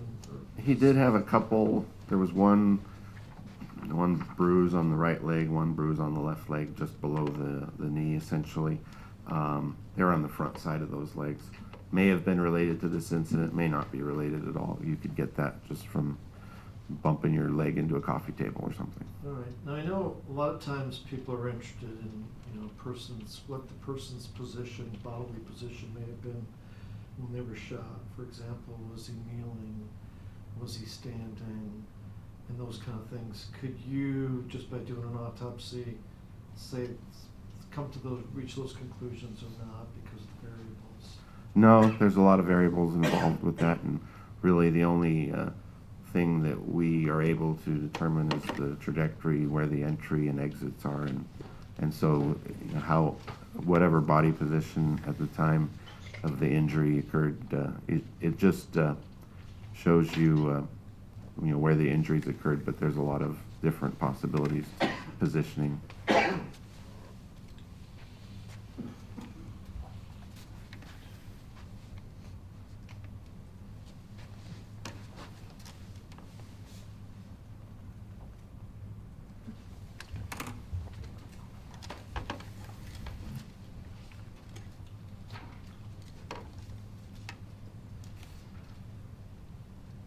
Showing you state's proposed exhibit number 244. If you can take a look at that.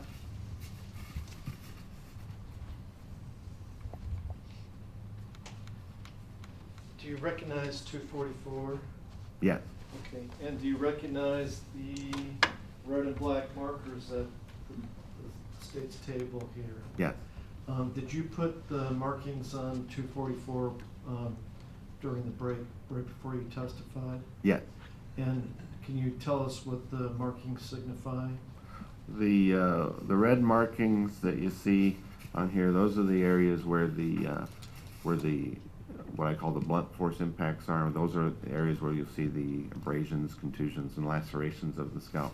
The black markings, one on the front side of the scalp and one on the back side of the scalp, those represent the entrance, which is the front one, and the exit, which is the back one. That's the exit gunshot wound. And tell me, you placed those marks on there was it based on independent recollection or your report, or both? It was both, with report and photos, and just placing them back as an example of where those injuries are located. I would move to admit 244. Any objection? Objection.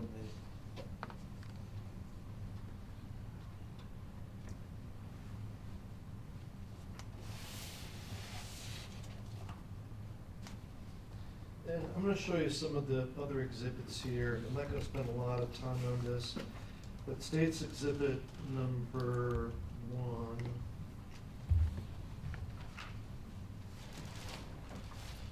And in relation to that, I will show you state's exhibit number 191, which is the magazine that goes with state's exhibit number 1, but it's packaged separately right now.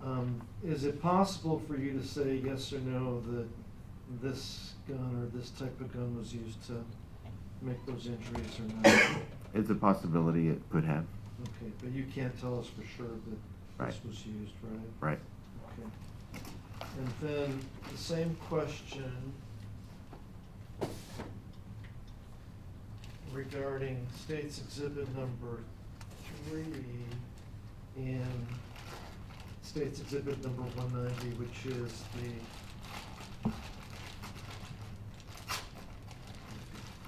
magazine that goes here. Is it possible that this kind of object was used to cause those injuries? That's also possible, yes. All right. And you've seen this firearm before, is that correct? Yes. Okay.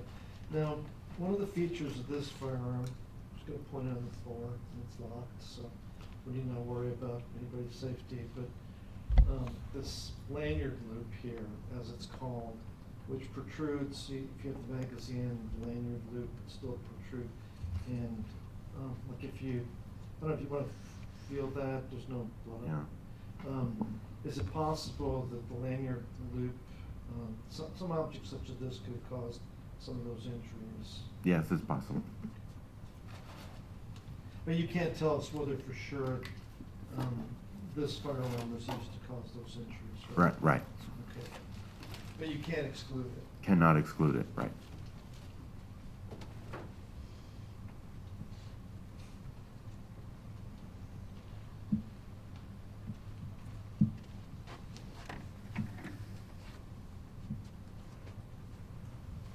Now, when we talk about defensive wounds, what are we talking about here? Defensive wounds are wounds that someone might have on them that they would attain during trying to defend themselves from a fight. So if you're getting hit to the face or head or body or anything, you oftentimes will get them on the hands and arms because they try to block the blows or wherever they're coming from. And so that's one reason you can get contusions. If you're having some hits to the head, you might possibly be holding your head or holding your arms above your head. So some of those bruises can come from that reason. Okay. What I want to do next, I want to show you some photographs on the screen. And these are photographs that the judges already ruled on. So I would move to admit photographs, exhibits number 145 through 160 and 162 to 165. And the court will admit those, noting the previous one.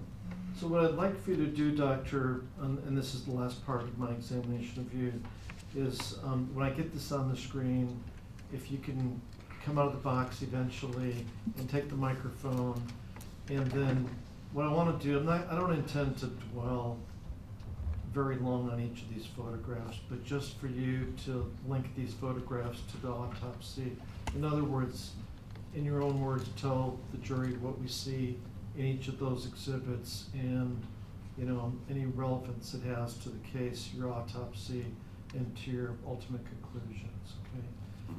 Let me get this, Christian, let's get this fired up again.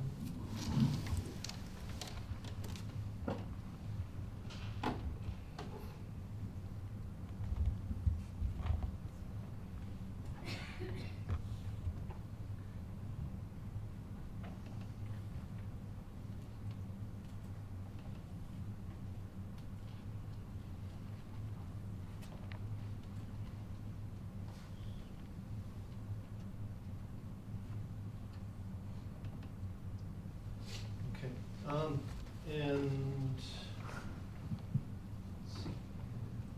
probably should grab those exhibits from the court just to make sure I'm referring to the right one, Judge, because they don't have it, they're not labeled here.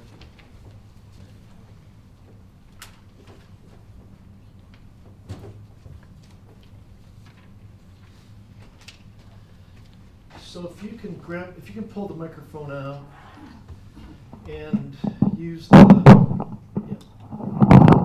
the yardstick and just describe what's depicted in 145. This is a photograph of the right hand. It's the back of the right hand. And just showing, you can see some of the white marks on the tips of the fingers. Those are the freezing kind of artifacts from cold temperature exposure. He's got some areas, just some dark red areas, purple areas that, and here's another one around the wrist, little defect right there. And those are consistent with just bruises, to the arm or to the hand, consistent with defensive type injuries, and perhaps right there at the, the bend point of the thumb. Also down here at the, this side of they're outside of the right fifth finger. Now, the deformations on the top of the wrist there, now, you're not talking, what are those things? You got a little defect there in the surface of the skin. It's, that might be a laceration that has dried out, just from exposure to the elements. That's why it's a darker color. 146. This is the same hand. It's just rotated out, so you're seeing the different aspect of it. And you can see, looks like a bruise around the thumb. There's some faint areas around the proximal thumb or the base of the thumb and right around here. So those are some areas also consistent with some bruising. I described in the report 8 or 6 separate injuries on the, I believe it's the right arm, and then I think 8 on the left arm. Now, if you're counting each one of these up, there might be more that you see physically, but some of these could be post-mortem type of findings, just with drying of the skin after it's been out in the elements for a bit of time. But I didn't put those in the report because they weren't significant. Here you got the palmar surface of the right hand. Sorry, thank you. Sorry. One palmar surface. Again, you kind of have, possibly a contusion there to the tip of the finger, but, some of these may have some overlap with the exposure, the freezing temperatures, and the thawing. This little mark on the skin up here at the base of the hand, by the fifth, that's a kind of a yellowish, brownish looking area, and that's consistent with a post-mortem change where the skin has kind of been pulled away from that point, and that area kind of dries out. And so that would be an example of a post-mortem type of a finding, but not a injury that's related to the event. 148. And this just shows this other aspect of the same hand. So you have just not a whole lot of findings here. Maybe a little bit of purple-pink to the lateral side of the fifth finger, but not much going on that side. 149. So here you have the elbow down here of the right hand, kind of extending up to the right hand, and this just shows there's a few markings here on the what I call the outside surface of the forearm, but extending towards the wrist where you have most of the bruises. Looks like 2 to 3 areas of bruising right around the outside aspect of the right wrist. That's pretty evident. 150. So here you have the left hand. You have a bruise there of the left middle finger, the back of the left middle finger, bruise there of the left hand, just closer up the arm from the base of the fifth finger. You got a couple bruises there on the left wrist area, kind of at the base of the thumb, and then at the middle portion of the left wrist. 151. And that's just another angle of the left hand. You can see the fingernails are short. This has been after it's been clipped at the autopsy for fingernail clippings, which is just something that is done for evidence collection. It's not an injury, but there's a little area on the back of the thumb, and a little more vague areas on the base of the thumb. And again, you can see a little area of red appearing, mild contusion-like change to the wrist region. 152. And this shows the left hand, different different angle, but you can also see a little further up on the forearm, there's a few more areas of this purple pink bruising that you can see on the forearms. So, would some of these suggest that David Grunwald was hit while he was covering his head, and those hits wouldn't have touched the head, but touched the other parts of the body?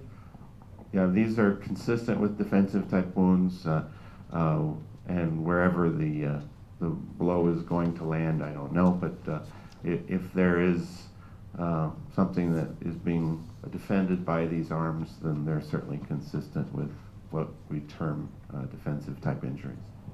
153.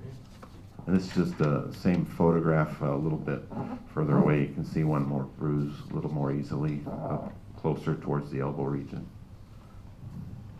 154. And this is the palmar surface of the left hand. Not a lot going on in this particular photograph to be too significant here. Now, 155, and if you can maybe orient us to where this is in relation to the body. All right, so you're looking at the scalp here. The head is turned essentially, and so you're seeing two separate wounds. This is one of those blunt injuries with some abrasion around it and a laceration, and that's a little closer towards the top of the scalp, and this is closer towards the neck region. So you're looking at it essentially like this. So this wound here is that wound over there. And the bigger one, is that the exit? The bigger wound that you're seeing in this region is this dark wound that you're seeing on the back of the scalp. So that's the exit wound from the gunshot wound. And is it typical that an exit would be large? Depends on circumstances, like what the weapon is, the location of the scalp at the time of the injury. A typical exit wound won't have the red abrasion that you see around this. That's a feature of an entrance wound typically, but what we call shored exit wound is if the skin is up against something like it's a firm object like a wall or the floor or even the back of a hat if you're wearing a hat, then if the bullet exits from that point, the firm pressure up against it from whatever is pressing on the skin at the time the exit wound occurs creates that abrasion around the skin that normally wouldn't be there on an exit wound. So it's just an atypical exit wound. The other finding from the internal exam underneath this is the skull has external beveling, which is determined where you have kind of the one side of the exit wound is the inside, has a nice little punched out defect, and then the outside aspect of the skull where the bullet exits has sort of a look. I like to consider it like a stadium, or an amphitheater type seating.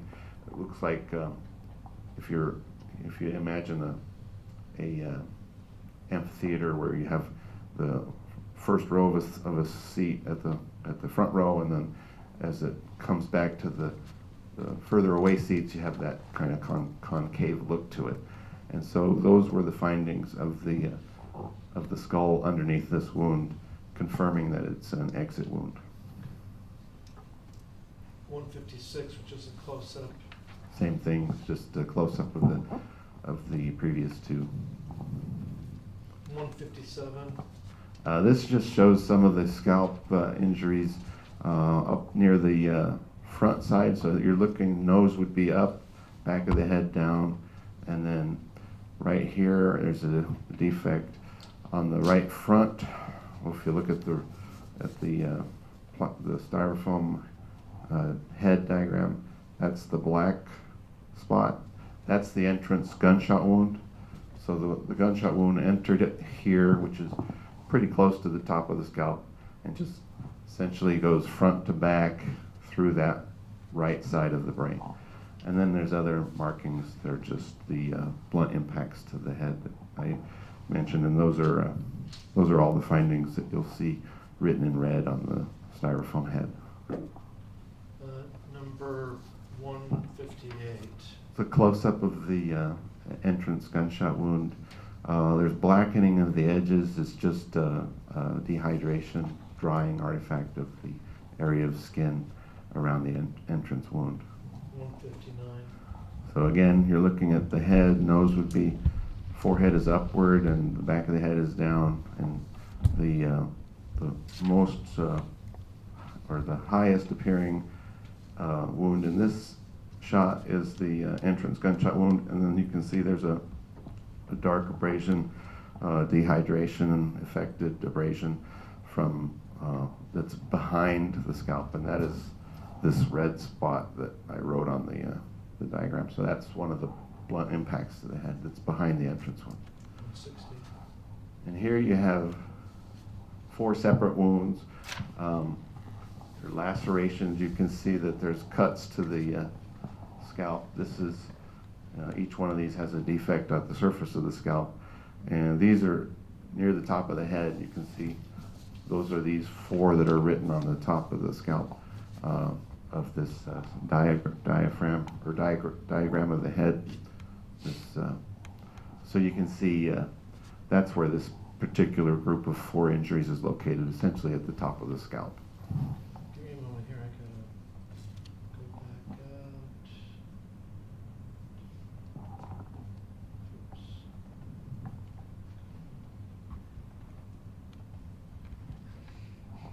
Let's try this again. There we go. 162.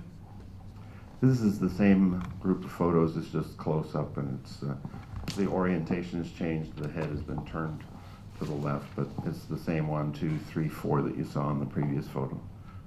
163. That looks like, go back 1. Okay, go forward 1. Go back 1 more. 1. Okay, and then go forward again.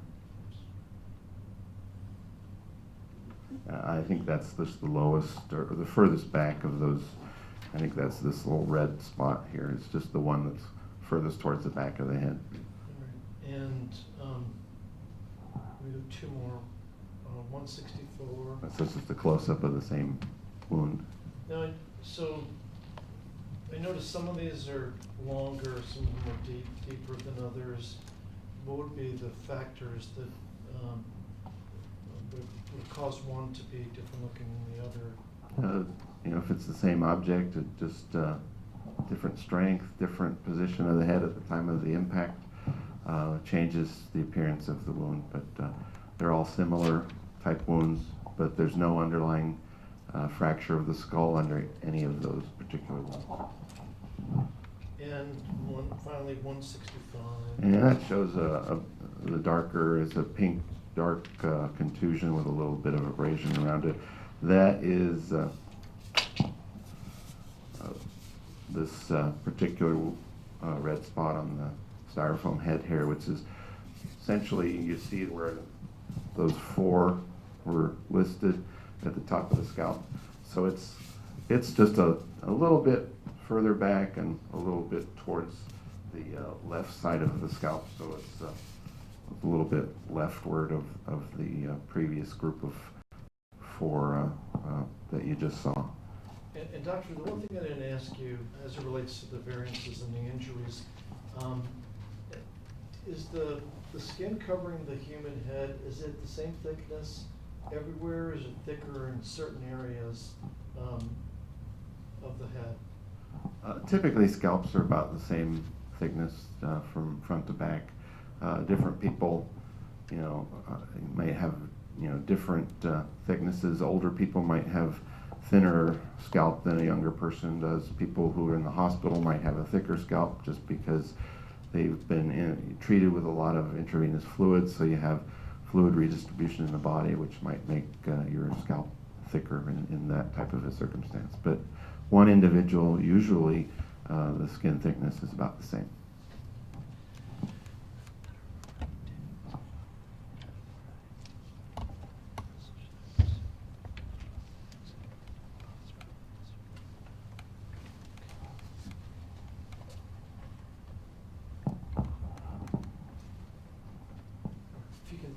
Yes, thank you.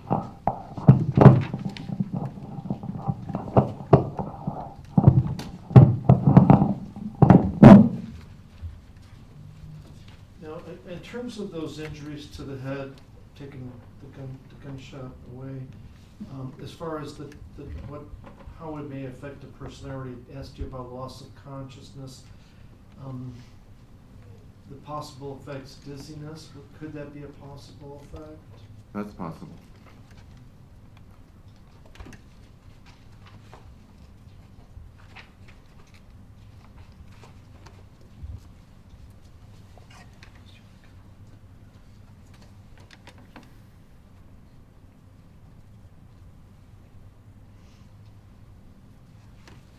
And this might seem like an obvious one, but as far as the effects of these injuries, physical pain, would that be an obvious effect of the blunt force trauma to the head?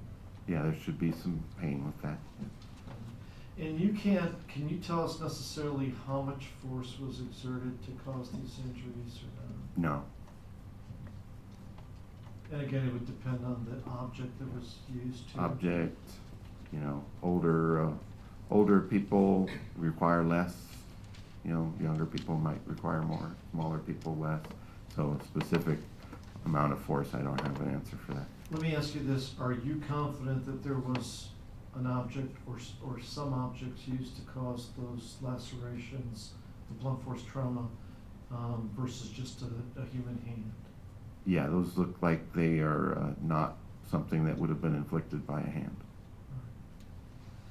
Thank you.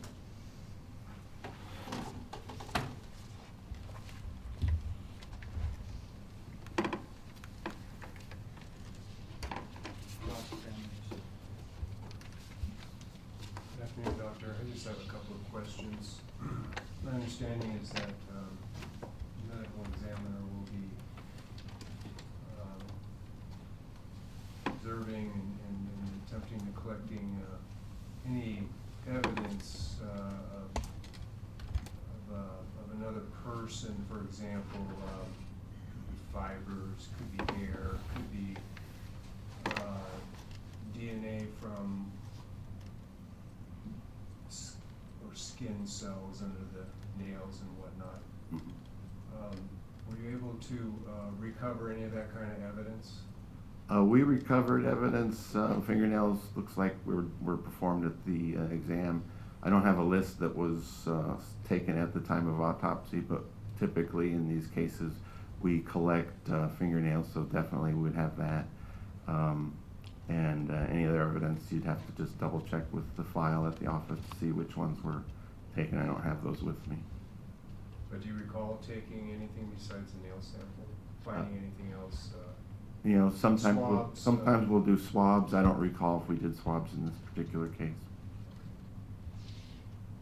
And when the blood sample, the blood testing came back, was that just positive or negative, or was it broken down to nanograms per liter level?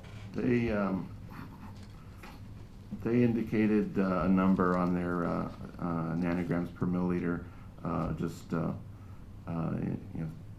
Those are numbers which don't have a lot what of. is that number? We had 11 hydroxy delta 9 THC, which was less than 1 nanograms per milliliter. And there's delta 9 carboxy THC, which is 7.5 nanograms per milliliter, and delta 9 THC, which is 2.9 nanograms per milliliter. But those numbers aren't really significant in this particular case, based on the marijuana is not really a drug you overdose and die on. Right, that's all I have. Any redirect? No, thank you. Thank you, sir. You can step down. Members of the jury, that's it for today. We'll excuse you.